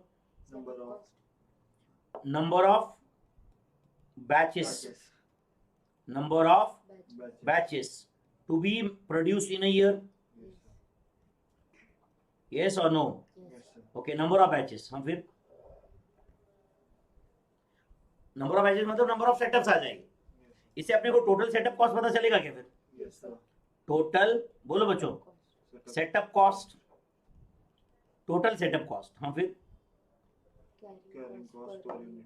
अच्छा, carrying cost per unit per annum, Yes, sir. ठीक है, carrying cost per unit per annum rupees, ये सब सेम ही रहेगा लेकिन सब जगह। Yes, sir. Then? Average stock. Average stock, okay, average stock, then Total carrying. Total carrying cost, Yes, sir. Total Carrying cost. Carrying cost per annum, and फिर Total. ऐसे लिख देता हूँ और क्लैरिटी देता हूँ, total of setup and carrying cost, Yes, sir. Unnecessary कोई confusion नहीं, बराबर है ना, Yes, sir. Total of setup and Carrying cost. Carrying cost, सही है बच्चों, Yes, sir. Total of setup and carrying cost, getting this, एक मिनट प्लीज, ओके, अब समझो, this is A, this is B, C, D, E, F, G, हाँ चलो बोलो ए कहाँ से आएगा, Given. वो तो गिवन है, करेक्ट है, Yes, sir. हाँ, then number of batches, Annual. Annual requirement 50,000 है बच्चों, Yes, तो sir. Tell me is it 50,000 divide by A, Yes, sir. आप बताओ ये आंसर फ्रैक्शन में आया तो फ्रैक्शन में लिखेंगे क्या, यस, फ्रैक्शन आपको लग रहा है कि बट सर अभी 50,000 डिवाइड बाय 4,000 12.50 कैसे होता है, 12.50 बैचेस नहीं होते एक साल में, 2 साल में 25 होते, समझा क्या, तो 2 साल में 25 ऑर्डर, 25 बैचेस, मतलब एक साल में कितने, 12.5. 12.5, कॉस्ट तो 12.5 का ही आएगा ना यार, आप ये मत समझो कि सर 12.5 बैचेस कैसे बनते, आर यू अंडरस्टैंडिंग दिस, मुझे बताओ 2 साल में 25 बनते कि नहीं, Yes, sir. अच्छा समझो, ये स्वराली के पापा 2 महीने में 3 बार सलून जाते, समझा क्या, हाँ तो बोलो 1 महीने में कितनी बार जाते, बोलो 1 महीने में कितनी बार जाते, 1.5 बार जाते, यही बोलेंगे ना कॉस्ट वाइज तो, अरे मेरे भाई समझो हर बार सलून में वो 500 रुपए स्पेंड करते, तो 500 500 500 1500 स्पेंड किए कि नहीं, कितने महीने में, 2 महीने में, तो पर मंथ उनका खर्चा कितना है, 750, तो पर महीने कितनी बार गए हो, 1.5 टाइम्स, 1.5 टाइम्स, ऐसे बोल सकते, कॉस्ट वाइज तो कर ही सकते ना उसको, तो नंबर ऑफ ऑर्डर, जैसे हम मेरे मटेरियल में भी याद रहेगा आपको, नंबर ऑफ ऑर्डर्स हम फ्रैक्शन में भी लेते थे, याद है क्या आपको, मटेरियल में यार inventory management cost, number of orders fraction में लेते थे कि नहीं, हम लोग ऐसे टेबल बनाते थे, उसमें लास्ट में टोटल इन्वेंट्री मैनेजमेंट कॉस्ट रहता था, total purchase cost plus total ordering cost plus total carrying cost, back to back 2 question तो आराम से सॉल्व किए रहेंगे उस वक्त हमें, यस और नो, चलो बोलो 50,000 डिवाइड बाय ए आया, चलो बोलो सेटअप कॉस्ट क्या आएगा, B, number of setups into setup cost per batch कितना है, बोलो 100, is it B into 100, Yes, sir. चलो बोलो carrying cost per unit per annum कितना है बच्चों, पर यूनिट पर एनम, 0.2. तो is it 50 rupees 50 divided by 250 litres, सही है क्या, Yes, sir. तो tell me is it 0.20 Yes, sir. Per litre per annum है अभी, तो that unit is litre, yes और no, average stock, tell me is it A divide by 2, Yes, sir. Total carrying cost, tell me is it D into E, Yes, sir. And total cost हम बोलो क्या रहेगा, C plus F, Yes, sir. C plus F, and ये last वाला column जो है total cost, उसमें जो मिनिमम रहेगा नंबर, उसका करस्पॉन्डिंग जो भी बैच साइज है, that is optimum batch size, yes और नो, चलो फिर करो कंप्लीट, समझा क्या बेटा, मौसम Yes, sir. कंफ्यूजन दिख रहा है चेहरे पे, नहीं sir. मटेरियल का जब याद है क्या सब, ये सिमिलर रिवाइज करो अभी, लेकिन हाँ यूट्यूब पे लेक्चर था वो फ्री, तुमने देखा रहेगा, क्या ध्यान नहीं था तब, ध्यान था sir.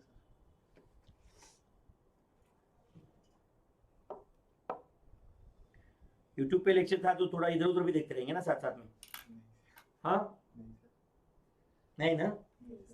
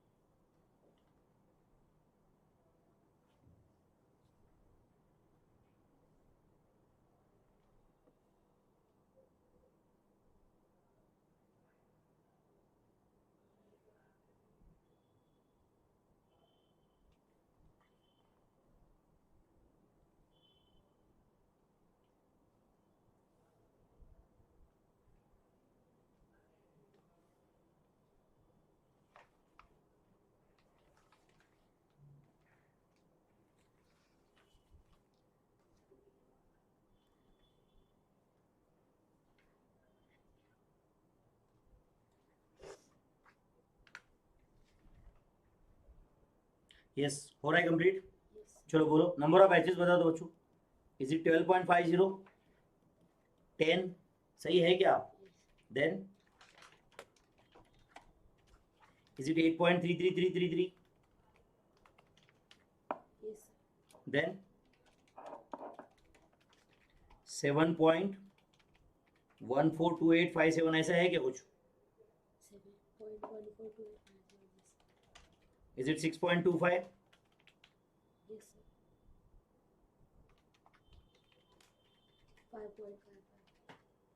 5.55. 5.555555 एंड 5 सही है? Yes. हाँ चलो बोलो, setup cost 125. Is it 1250? Yes, sir. Yes, sir. 1250? Yes. Yes, sir. then 1000, Yes, sir. then 833.33, Yes, sir. then 714.2857, Yes. Yes, sir. 625 rupees, Yes, sir. 555.55555 Yes, sir. and 500 Yes, sir. सही है क्या? Yes, sir. चलो carrying cost बोलो, is it 0.20? 0.20.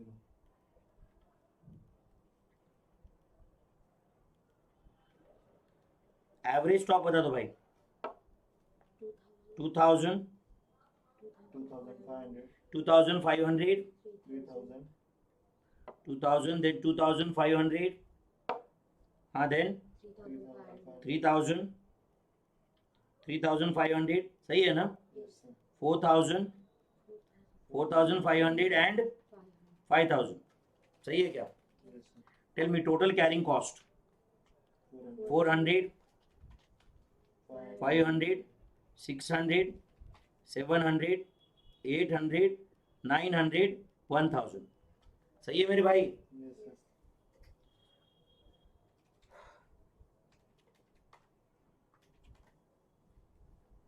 बोलो total carrying cost, total ordering and sorry not ordering, setup and carrying cost. Tell me is it 1650? Yes. Is it 1500? Yes. Is it 1433.33333? Yes. Yes, sir. Then 1414.2857? Yes, sir. Then 1425 सही है क्या? Yes, sir. Then 1455.55555 and 1500 सही है क्या मेरे भाई? Yes, sir. Yes, sir. सही है क्या? Yes. तो बोलो कहाँ पे सबसे मिनिमम है?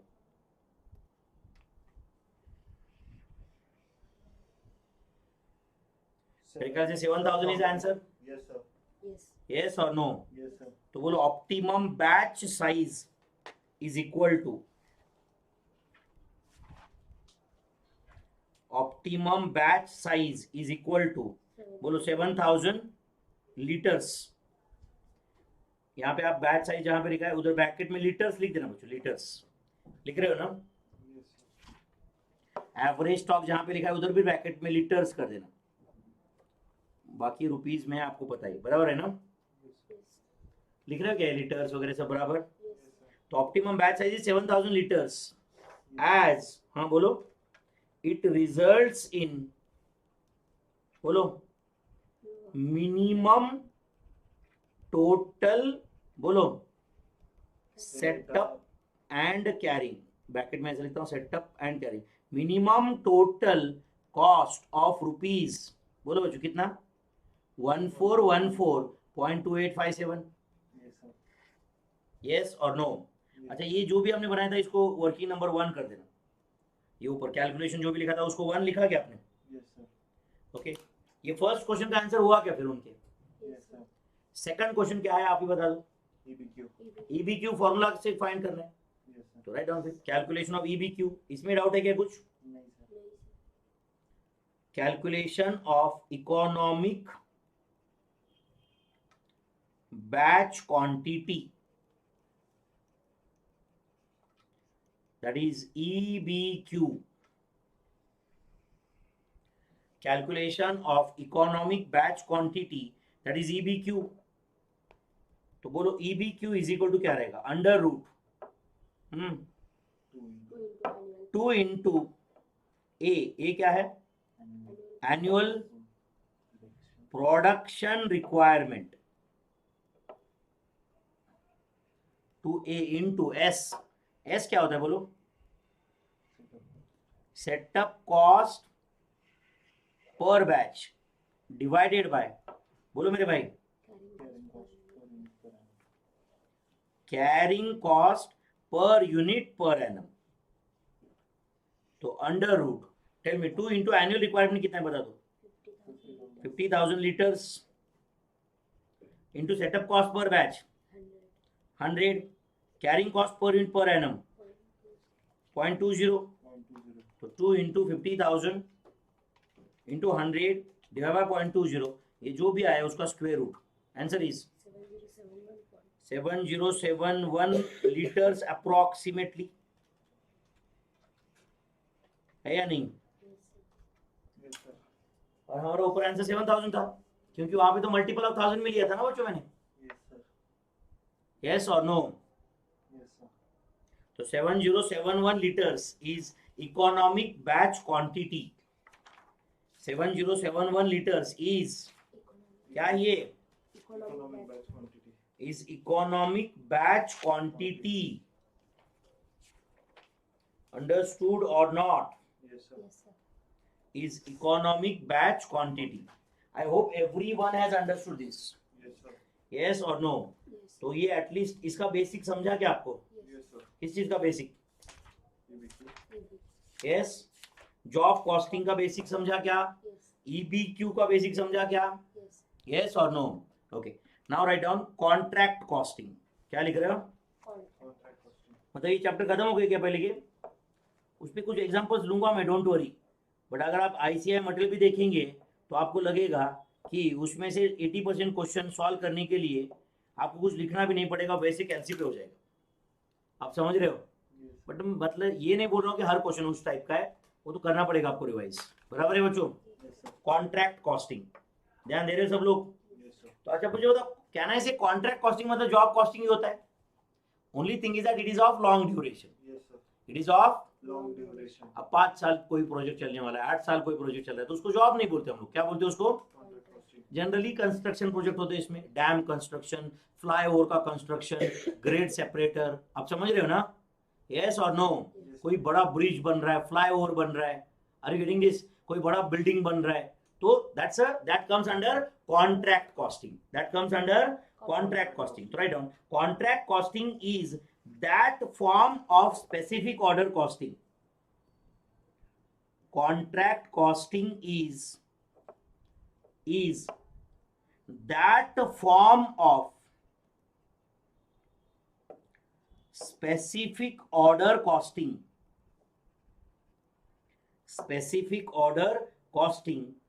which applies in the case where work is undertaken, in the case where work is undertaken for customer special requirement। यहां पे भी कस्टमर का रिक्वायरमेंट ही होता है ना? Yes, sir. Same like job costing भाई, Yes, sir. under customer requirements, and each order is of long duration।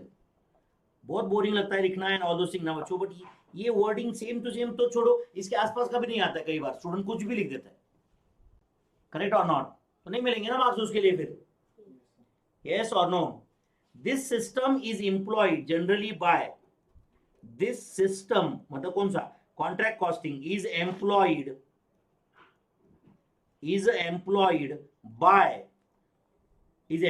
by builders, by, बोलो मेरे भाई, builders, comma civil contractors, then constructional and mechanical engineering firms,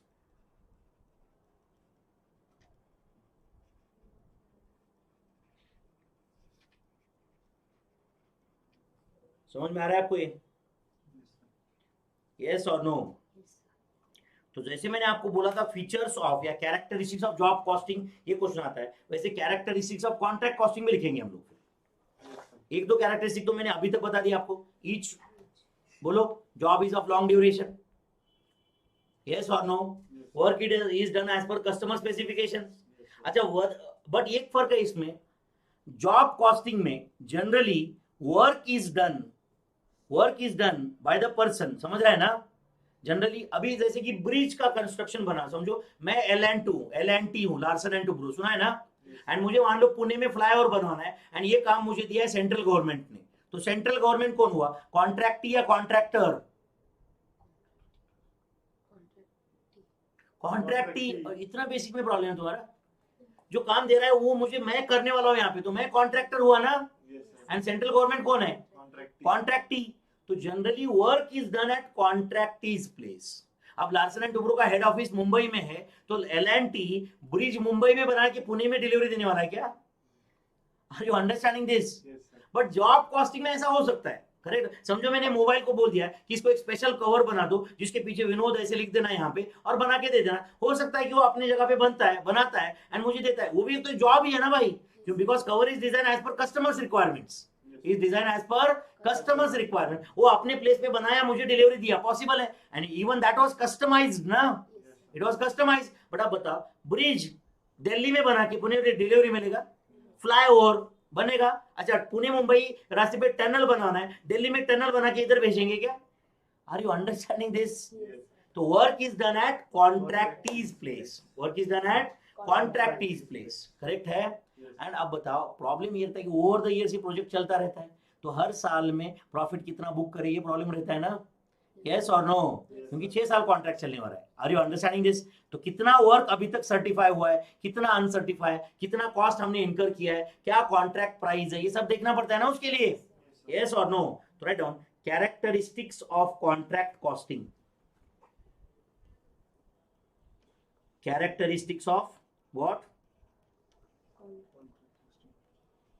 contract costing. लिखा आपने, characteristics of contract costing लिखा बच्चों? Okay, write down. 1, a contract is of long duration, या तो a contract is a job of long duration, is a, बोलो मेरे भाई, job of long duration. Second, work is carried out at contractee's place, work is carried out at contractee's place, work is carried out at contractee's place। समझा बच्चों? Okay, अच्छा सुनो, अब मुझे बताओ, कॉन्ट्रैक्टर को कॉन्ट्रैक्ट प्राइस देता है। समझो मैं, सुनो सब लोग, मैं यहाँ पे पुणे में ब्रिज बनवाने वाला हूँ, एल&टी, सेंट्रल गवर्नमेंट ने मुझे काम दिया है और पूरा कॉन्ट्रैक्ट प्राइस 500 करोड़ है। क्या है? बड़ा ब्रिज है, 500 करोड़। आप समझ रहे हो क्या? तो 500 करोड़ क्या है कॉन्ट्रैक्ट प्राइस? 500 करोड़ क्या है? ये प्रोजेक्ट 6 साल चलने वाला है, समझ रहा है। कॉन्ट्रैक्टर कौन है? एल&टी। ध्यान नहीं है तुम्हारा? कॉन्ट्रैक्टर कौन है? एल&टी। कॉन्ट्रैक्टी कौन है? Central government. कॉन्ट्रैक्ट प्राइस क्या है? 500 करोड़। ध्यान दे रहे हो? तो गवर्नमेंट मुझे 500 करोड़ हाथ में देगा क्या मेरे? ये लो 500 करोड़, ब्रिज बनाना 6 साल में बनाना। हाँ याद, हमने भरोसा रखा है तुम पे। 500 करोड़ गवर्नमेंट दे देगा हाथ में। कब देगा फिर गवर्नमेंट? अच्छा, पूरा ब्रिज कंप्लीट होने के बाद। पूरा ब्रिज कंप्लीट होने के बाद तो मतलब समझ रहे क्या? एल&टी ऐसे हजार प्रोजेक्ट एट ए टाइम करता है। आप समझ रहे हो या नहीं? पूरा पैसा अगर बाद में मिलने वाला है तो इमेजिन करो ये कंपनी का क्या होगा। तो कब पैसा मिलता है? कब मिलता है? As per the progress. As per the, अच्छा ये प्रोग्रेस गवर्नमेंट को कौन बताता है? कॉन्ट्रैक्टी को कौन बताता है? कोई तो यहाँ पे गवर्नमेंट, सेंट्रल गवर्नमेंट किसी को तो भेजते हैं यहाँ पे, बोलते जा भाई ब्रिज देख क्या। फिर बोलता है हाँ ब्रिज तो बहुत बढ़िया बन गया। तो कॉन्ट्रैक्टर बोलता है, कॉन्ट्रैक्टर बोलता है हाँ ले 100 करोड़, ये ले 150 करोड़। ऐसा होता है क्या? फिर कौन देखता है ये प्रोजेक्ट का डिग्री ऑफ कंप्लीशन, प्रोजेक्ट का प्रोग्रेस कौन देखता है?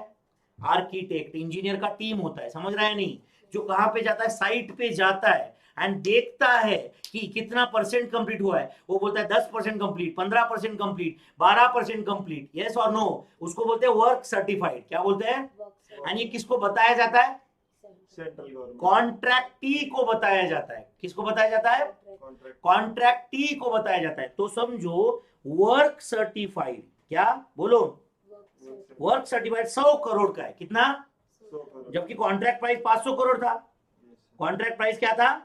500 करोड़ तो इसको जो बोला जाता है इंटू 100, इसी को बोलते हैं डिग्री ऑफ कंप्लीशन। क्या बोलते हैं इसको? डिग्री ऑफ कंप्लीशन तो इसी में शायद आपको एक फॉर्मूला बनता रहेगा, degree of completion into contract price, contract price into degree of completion, उतना वर्क सर्टिफाइड होता है, उतना वर्क सर्टिफाइड होता है। Are you understanding this?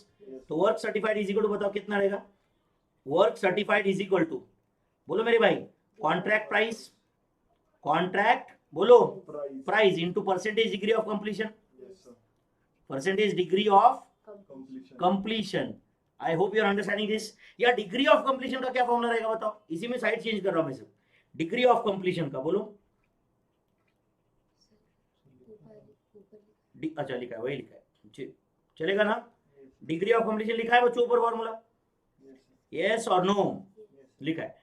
तो work certified is equal to contract price into degree of completion. I hope you are understanding my friends. Yes sir कुछ जा रहा है क्या दिमाग में? यस सर अच्छा बताओ, फिर वो इंजीनियर का टीम आता है या सर्वेयर, सर्टिफाइड इंजीनियर्स, वो कॉन्ट्रैक्टी को बताते कि इतना डिग्री ऑफ कंप्लीशन है, अकॉर्डिंगली पेमेंट रिलीज होता है। यस सर अच्छा सुनो ध्यान से बच्चों, प्लीज प्लीज मुझे बताओ, डिग्री ऑफ कंप्लीशन 20% है, प्लीज ध्यान दो, yes sir degree of completion 20% है, कॉन्ट्रैक्ट प्राइस 500 करोड़ है, तो 500 करोड़ का 20% कितना होता है? 100 करोड़। तो 100 करोड़ कॉन्ट्रैक्टी ने देना चाहिए, यस सर फिर भी कॉन्ट्रैक्टी ने 80 करोड़ ही दिए, समझो कितने दिए? 80 करोड़ तो 20 करोड़ रखे कि नहीं हाथ में, यस सर तो उसको बोलते हैं रिटेंशन मनी। क्या बोलते हैं उसको? रिटेंशन सुना है क्या कभी? यस सर रिटेंशन मनी, ये कॉन्ट्रैक्ट कंप्लीट करने के बाद दिया जाता है, या इनफैक्ट कभी कभी कॉन्ट्रैक्ट कंप्लीट होने के बाद 6 महीने साल भर के बाद दिया जाता है, ब्रिज बाद में गिर गया तो, यस सर यस और नो। तो रिटेंशन मनी एक सेफ्टी मनी है जो एक पर्टिकुलर पीरियड के बाद में दिया जाता है लेकिन कॉन्ट्रैक्टी को, यस और नो। तो क्या रहेगा ये बोलो? वैल्यू ऑफ वर्क सर्टिफाइड, बोलो मेरे भाई, value of work certified minus progress payment made, बराबर है ना, यस सर माइनस व्हाट बोलो? प्रोग्रेस प्रोग्रेस पेमेंट जो भी किया, करेक्ट है, is retention money, is the retention money. ध्यान दे रहे हो क्या बच्चों? यस सर यस और no? Yes sir okay. And एक फॉर्मूला शायद आप जानते रहोगे, वो है नोशनल प्रॉफिट। सुना है क्या कभी आपने? नोशनल प्रॉफिट वो है value of work certified, value of work certified minus cost of work certified, value of work certified minus cost of work certified is notional profit, value of work certified minus cost of work certified, value of work certified minus cost of work certified is the is the notional profit, is the notional profit। Okay, characteristics में लिख रहा था, ध्यान दे रहे हो बच्चों? Yes sir okay, इसमें कुछ पॉइंट्स मैंने लिखे अभी तक, बस ये हो सकता है तो फॉर्मूले आप याद रखो बच्चों, याद रहने का चांस है क्या कुछ? Yes sir okay, next feature is, लिख रहे हो क्या? There may be penalty for late completion, penalty for बोलो लेट कंप्लीशन। कभी कभी कॉन्ट्रैक्टर को पेनल्टी भरना पड़ सकता है ना, यस और no? Yes sir penalty for late completion comma bonus for early completion. समझ रहा है क्या? बोनस फॉर बोलो early completion, bonus for early completion. Are you understanding this? Yes yes sir or no? Okay, next material consumed comma labor overheads comma depreciation, okay, is debited to contract account on the basis of, is debited to contract account is debited to contract account at actual, at बोलो बच्चों actual, therefore there is no question of under oblique over absorption. मतलब कोई pre determined rate से कभी absorb नहीं होता है यहाँ पे, समझ रहे हैं ना? There is no question of, बोलो मेरे भाई, under oblique over absorption. There is no question of under oblique over absorption. Are you understanding, my friends? Yes, sir.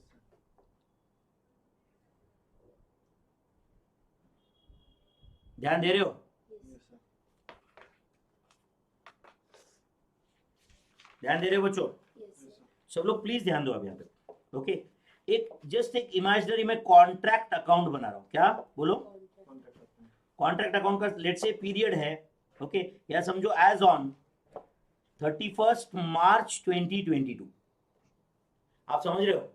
इस साल में कभी तो ये कॉन्ट्रैक्ट चालू हुआ है, बट ये कॉन्ट्रैक्ट आगे और 5 साल चलने वाला है. ध्यान दे रहे हो क्या? ध्यान दे रहे हो क्या? Yes, sir. कितने साल चलने वाला है? 5 साल. 5 साल चलने वाला है. समझो कॉन्ट्रैक्ट प्राइस है 10 करोड़. कितना है? 10 crores. Let's say degree of completion as on 15th March 2022 is 30%. 15 मार्च को डिग्री ऑफ कंप्लीशन है. समझा क्या? Yes, sir. अच्छा, हम ये कॉन्ट्रैक्ट अकाउंट कब तक का बना रहे? 31 मार्च तक का. हमारे अकाउंट्स कब क्लोज होने वाले? 31 मार्च को क्लोज होने वाले. Yes, sir. यस और नो? Yes, sir. 31 मार्च को क्लोज होने वाले. Are you understanding my friends? Yes, sir. Okay, तो contract account as on 31 March 2022 मैं बना रहा हूं. ध्यान दे रहे हो बच्चों? Yes, sir. अच्छा बताओ, प्रॉब्लम ये है कि बच्चों वो जो सर्टिफाइड इंजीनियर है वो 15 मार्च को आके गया, एंड अब नेक्स्ट विजिट उसका 15 मई को है. समझा क्या?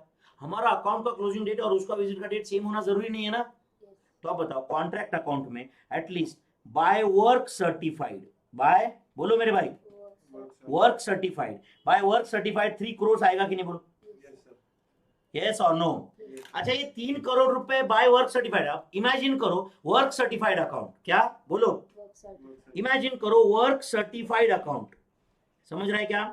तो वर्क सर्टिफाइड अकाउंट में क्या रहेगा बोलो? Work certified to contract, Yes, sir. To बोलो Contract account.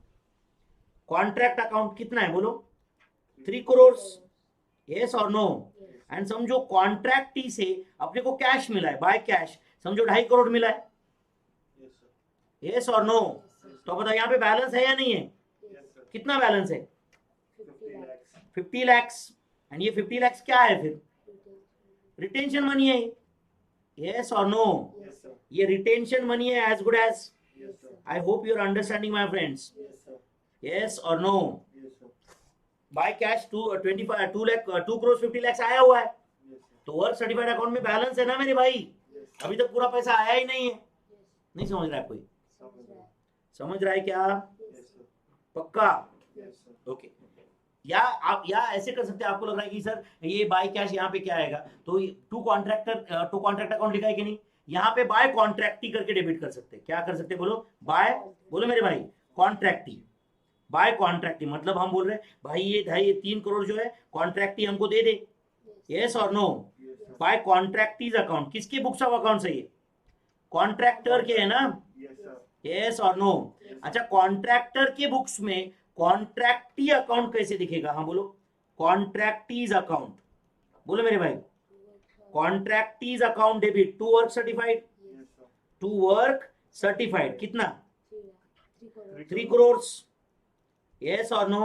Yes, एंड समझो अभी उससे पैसा आया हुआ है, तो बाय कैश और बैंक yes, sir. कितना आया है उससे? 2 lakh. 2 crore 50 lakhs.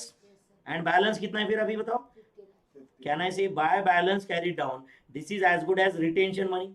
Yes, sir. This is बोलो As good as the retention money. ये 50 lakhs है, Yes, sir. Is a balancing figure. Yes, sir. Yes और नो? तो 50 लाख उससे आना बाकी है. एंड ये अकाउंट क्लोज हुआ क्या बता दो? Yes, sir. यस और नो? Yes, sir. इसमें कुछ डाउट है क्या बच्चों? No, sir. अच्छा, वर्क सर्टिफाइड कितना था बोलो? 3 वर्क सर्टिफाइड कितना था? 3 crores. 3 crore. Work certified 3 crore था। I hope you are getting this. Yes, sir. Just मैं तुम्हारे नॉलेज के लिए लिख रहा हूँ। वर्क वापस कॉन्ट्रैक्ट अकाउंट में जाते, 3 करोड़ था। अच्छा, ये वर्क सर्टिफाइड कब हुआ था लेकिन बच्चों? 15 मार्च को। 15 मार्च को। अच्छा बताओ, कंपनी ने जो खर्चा किया है टू मटेरियल, समझ रहे हैं ना, Yes, sir. To labour, yes और no, Yes, sir. To overheads, to depreciation, to rent of machinery, दुनिया भर का खर्चा रहेगा ये, यस और नो। Yes, sir. समझो वो खर्चा जो हुआ है ना बच्चों, वो समझो है 2 करोड़ 20 लाख। क्या है? 2 करोड़ 20 लाख। 2 करोड़ 20 लाख।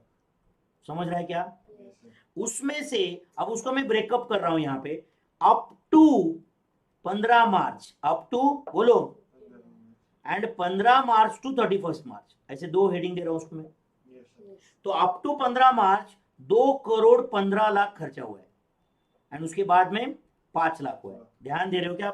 समझा क्या? बता दो ये। Yes, sir. उसके बाद कितना हुआ है बोलो? 5 लाख। तो 5 लाख खर्चा कब हुआ है बच्चों? 15 मार्च और 31 मार्च के बीच में, Yes, sir. यस और no. Yes. And 2 crore 15 lakh खर्चा कब हुआ है? Up to 15 मार्च। समझ रहा है नहीं? Yes, sir. तो आप बताओ, वर्क सर्टिफाइड कब था? 15 मार्च को था। तो 15 मार्च को एज गुड एज कहना इसे इतना पैसा कॉन्ट्रैक्ट से आना बाकी है।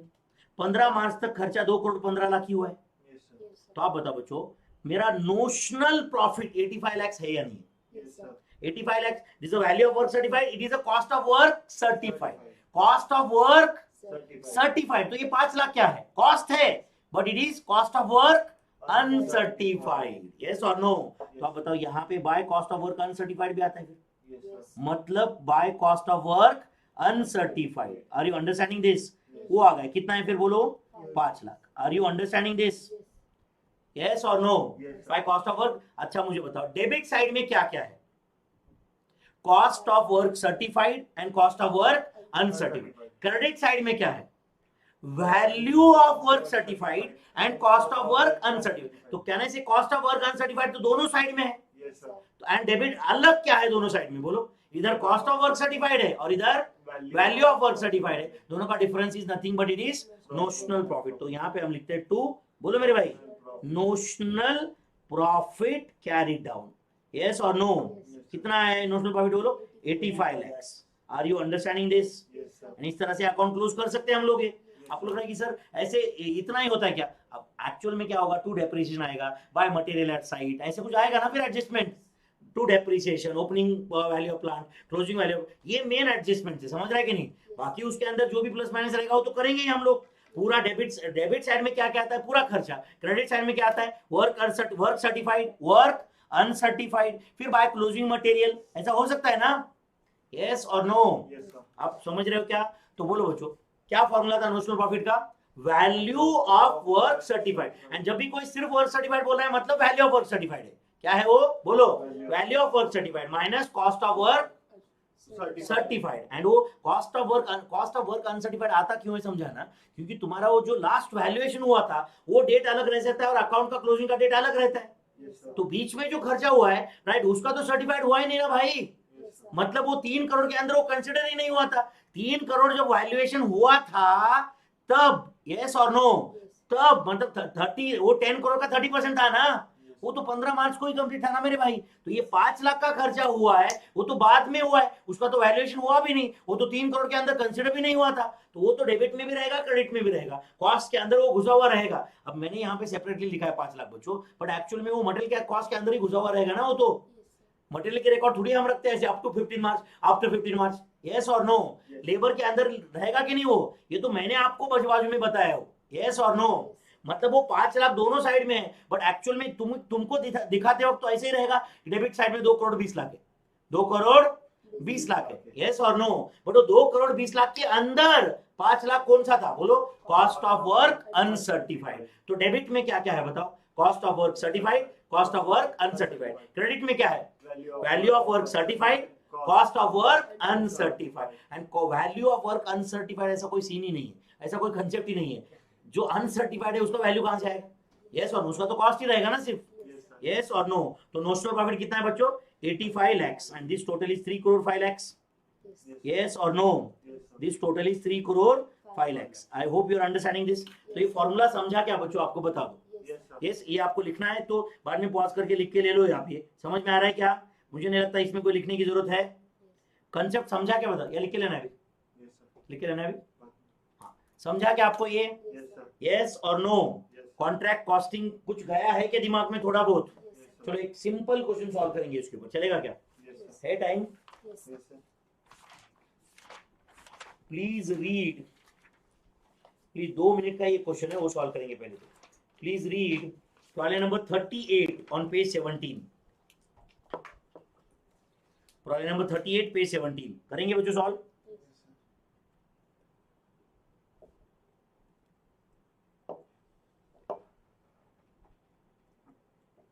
Problem number 38 page 17 my friends. ठीक है, प्रॉब्लम नंबर 38 पेज 17. क्या कैलकुलेट करना है बच्चों? Compute estimated profit on a contract. Compute estimated profit on a contract which has been 90% complete. चलो total expenditure till date 22,50,000. Estimated expenditure to complete the contract, मतलब पूरा contract complete करने के लिए कितना खर्चा लगने वाला है? और 2.5 लाख, बराबर है ना? Contract price 32,50,000.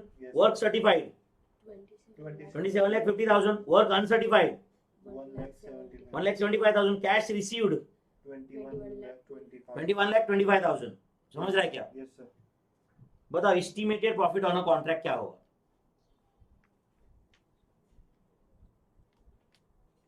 Estimated profit on a contract क्या होगा?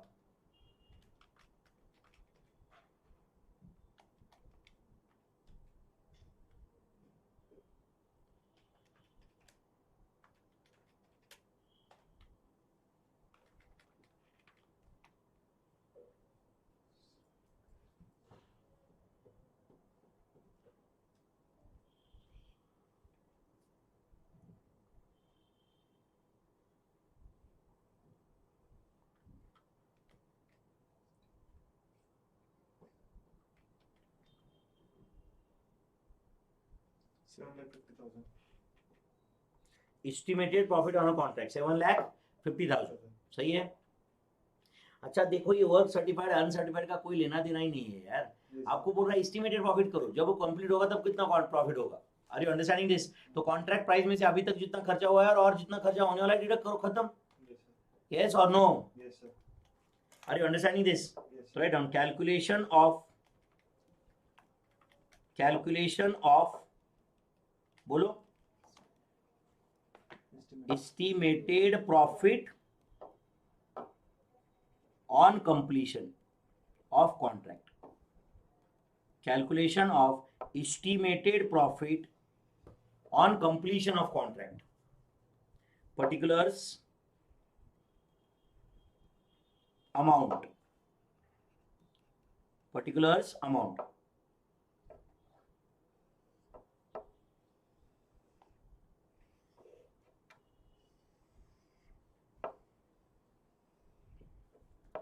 ठीक है बच्चों, चलो बोलो कॉन्ट्रैक्ट प्राइस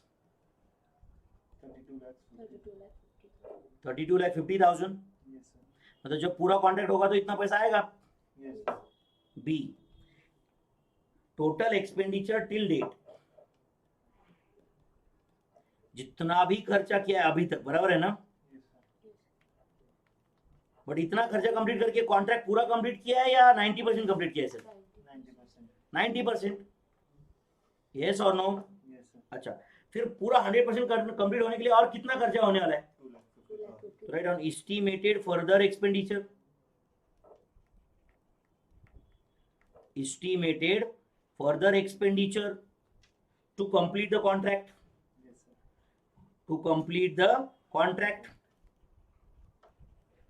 इंक्लूडिंग कॉन्टिंजेंसीज, मतलब उन्होंने जहां जहां सोचा है कि इतना लग सकता है, ज्यादा लग सकता है क्या, तो सब कॉन्टिंजेंसीज कंसीडर करके बता रहा है वो. यस और नो? कितना इंक्लूडिंग कॉन्टिंजेंसी खर्चा है? 2,50,000. तो बी प्लस सी क्या आएगा बच्चों? Estimated total cost on completion. क्या आएगा? Estimated total cost estimated total cost on completion. of contract on completion. On completion, tell me, is it B plus C? Yes, sir. Is it 25 lakhs? Yes, sir. And tell me, A minus D will be the answer. Yes, sir. आज कितना work अभी तक certified है, कितना पैसा मिला है, इससे कोई लेना देना है क्या बच्चों इस क्वेश्चन को अभी? तो क्या रहेगा बोलो? Estimated profit on completion. Estimated profit On completion. On completion. Tell me, is it A minus D? Yes, sir. क्या आंसर है? 7,50,000. 7,50,000 Yes, sir. is estimated profit on completion. Is estimated profit On completion. on completion. I hope you are understanding this. Yes, sir. Yes or no? Yes, sir. पक्का समझा यहाँ तक? Yes, sir. Yes or no? Yes, sir. Okay. चलो और एक छोटा सा question solve कर लेते हैं एंड फिर आज का लेक्चर कंप्लीट चलेगा. Yes, sir. चलो please read question number 39. Try number 39 page 17.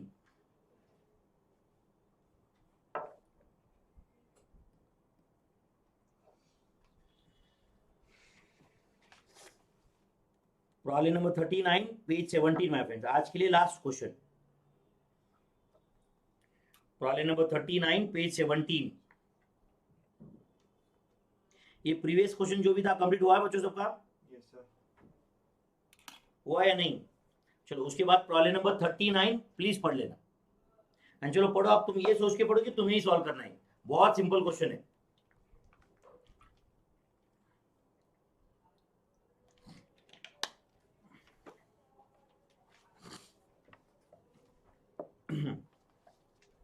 Problem number 39 page 17 पढ़ रहे ना बच्चों? Okay. Following expenses were incurred on a contract. Material purchased, material drawn from stores, wages, plant issued, chargeable expenses, apportioned direct expenses. समझ रहे हैं ना? Yes, sir. Contract was for 20 lakhs and it commenced on January 1, 2021. Value of work completed and certified as on 30th November 21 was, बोलो, 13 lakhs, out of which 10,40,000 was received Received. in cash and the balance being held back as retention money by the contractee. Yes, sir. Value of work certified, work completed subsequent to architect certificate but before 31st December was, bolo, 60,000. 60,000. Yes, sir. Yes or no? Yes, sir. There were also lying material on site of 40,000. Yes, sir. It was estimated that value of plant as on 31st December is 30,000. Yes, sir. Yes or no? Yes, sir. Okay. You are required to compute, bolo, value of work certified, cost of work not certified and notional profit of the contract as on 31st December 2021. बहुत basic question है बच्चों. Yes, sir. Yes. तो एक काम करेंगे हम लोग, contract account बना दे, सभी आ जाएगा. Yes, sir. कॉन्ट्रैक्ट अकाउंट बना देंगे, सभी आ जाएगा ना? Yes, sir. तो write down.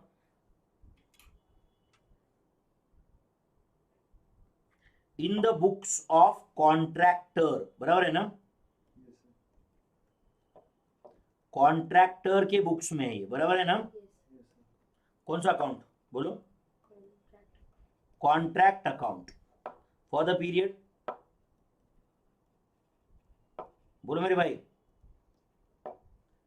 1st January 2021 to 31st December. 31st December 2021. But work certified 30th नवंबर को हुआ है बच्चों. Yes, sir. Yes. यस और नो? Yes, इसलिए तो जो दिसंबर में खर्चा हुआ है वो अनसर्टिफाइड रहेगा. Yes, sir. समझा क्या आपको ये? एंड अगर वर्क सर्टिफाइड ही 31 दिसंबर को होता तो वर्क अनसर्टिफाइड रहता ही नहीं फिर. Yes, sir. ये तो कंसेप्ट समझा है ना आपको? Yes, sir. Okay. Contract account, चलो बनाओ. फॉर पर्टिकुलर अमाउंट बना रहे फॉर्मेट. Yes, sir.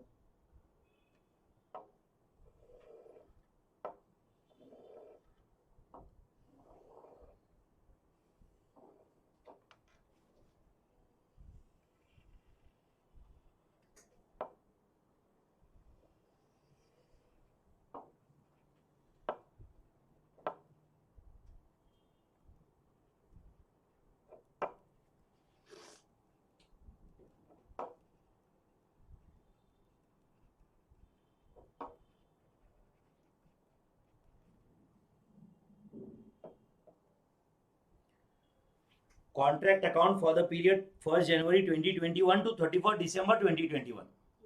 ठीक है बच्चों? Yes, sir. ओके चलो बोलो. To Material purchased. Material purchased, मतलब ये कॉन्ट्रैक्ट के लिए ही मटेरियल परचेस किया गया था, बराबर है ना? Yes, sir.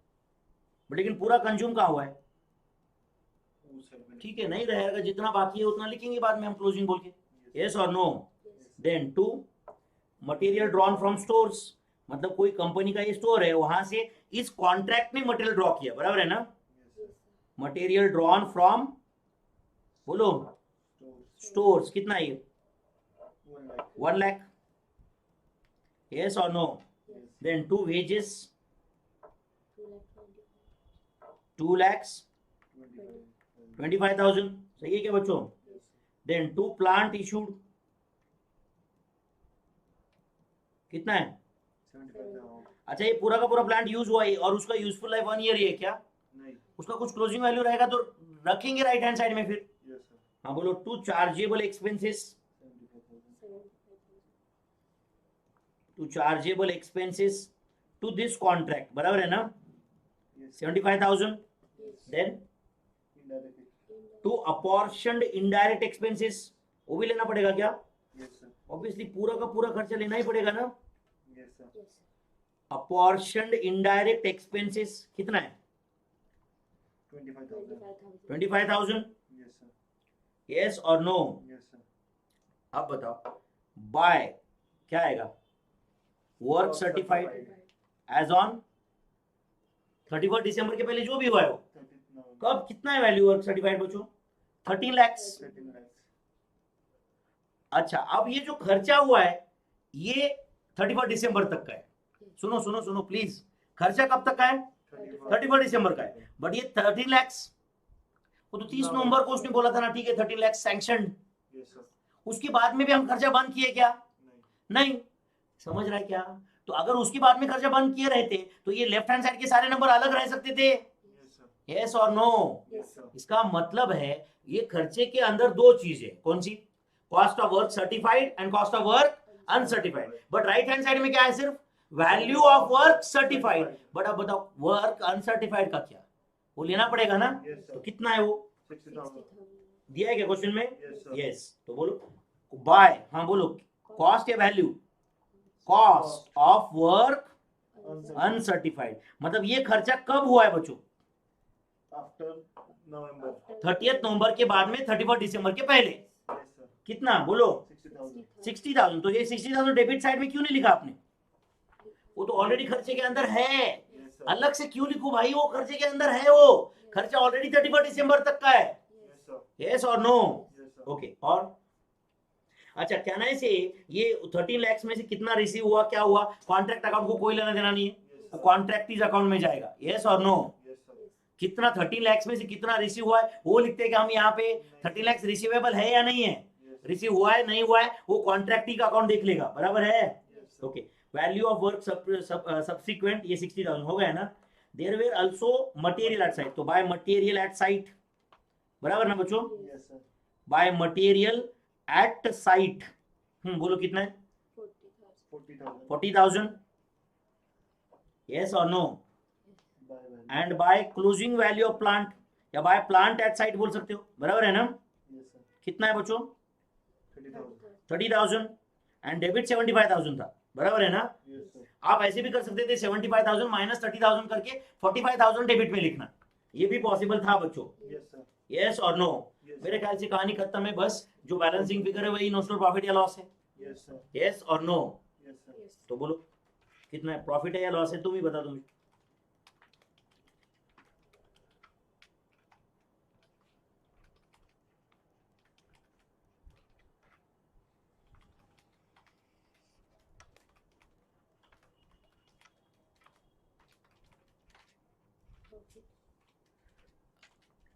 क्रेडिट साइड का टोटल कितना है बच्चों? 14,30,000 है क्या? Yes, sir. 14,30,000. Yes, sir.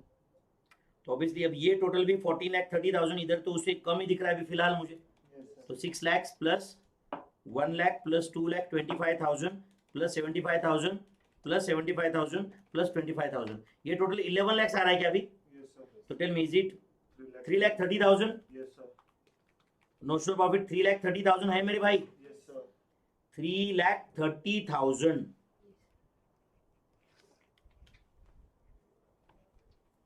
Yes or no? Yes, sir. Question क्या बोला? You are required to compute value of work certified. किया क्या हमने फाइल? Yes, sir. कितना है? 30 lakhs. 30 lakhs. Cost of work not certified 60,000. 60,000. Notional profit 3,30,000. 3,30,000. Yes, sir. समझा सबको ये? Yes, sir. कुछ गया दिमाग में पक्का? Yes, sir. यस. थोड़ा बहुत क्लैरिटी है बच्चों इसमें? Yes, sir. तो चलो फिर नेक्स्ट लेक्चर में ये कंप्लीट करेंगे एंड फिर ऑब्वियसली सर्विस कॉस्टिंग पे भी जाएंगे हम लोग. Are you understanding this? Yes, sir. Yes और नो? Yes. ओके. तो shall we stop here for the day, my friends? Yes, sir. Yes. Thank you very much, my friends. See you tomorrow. Bye bye.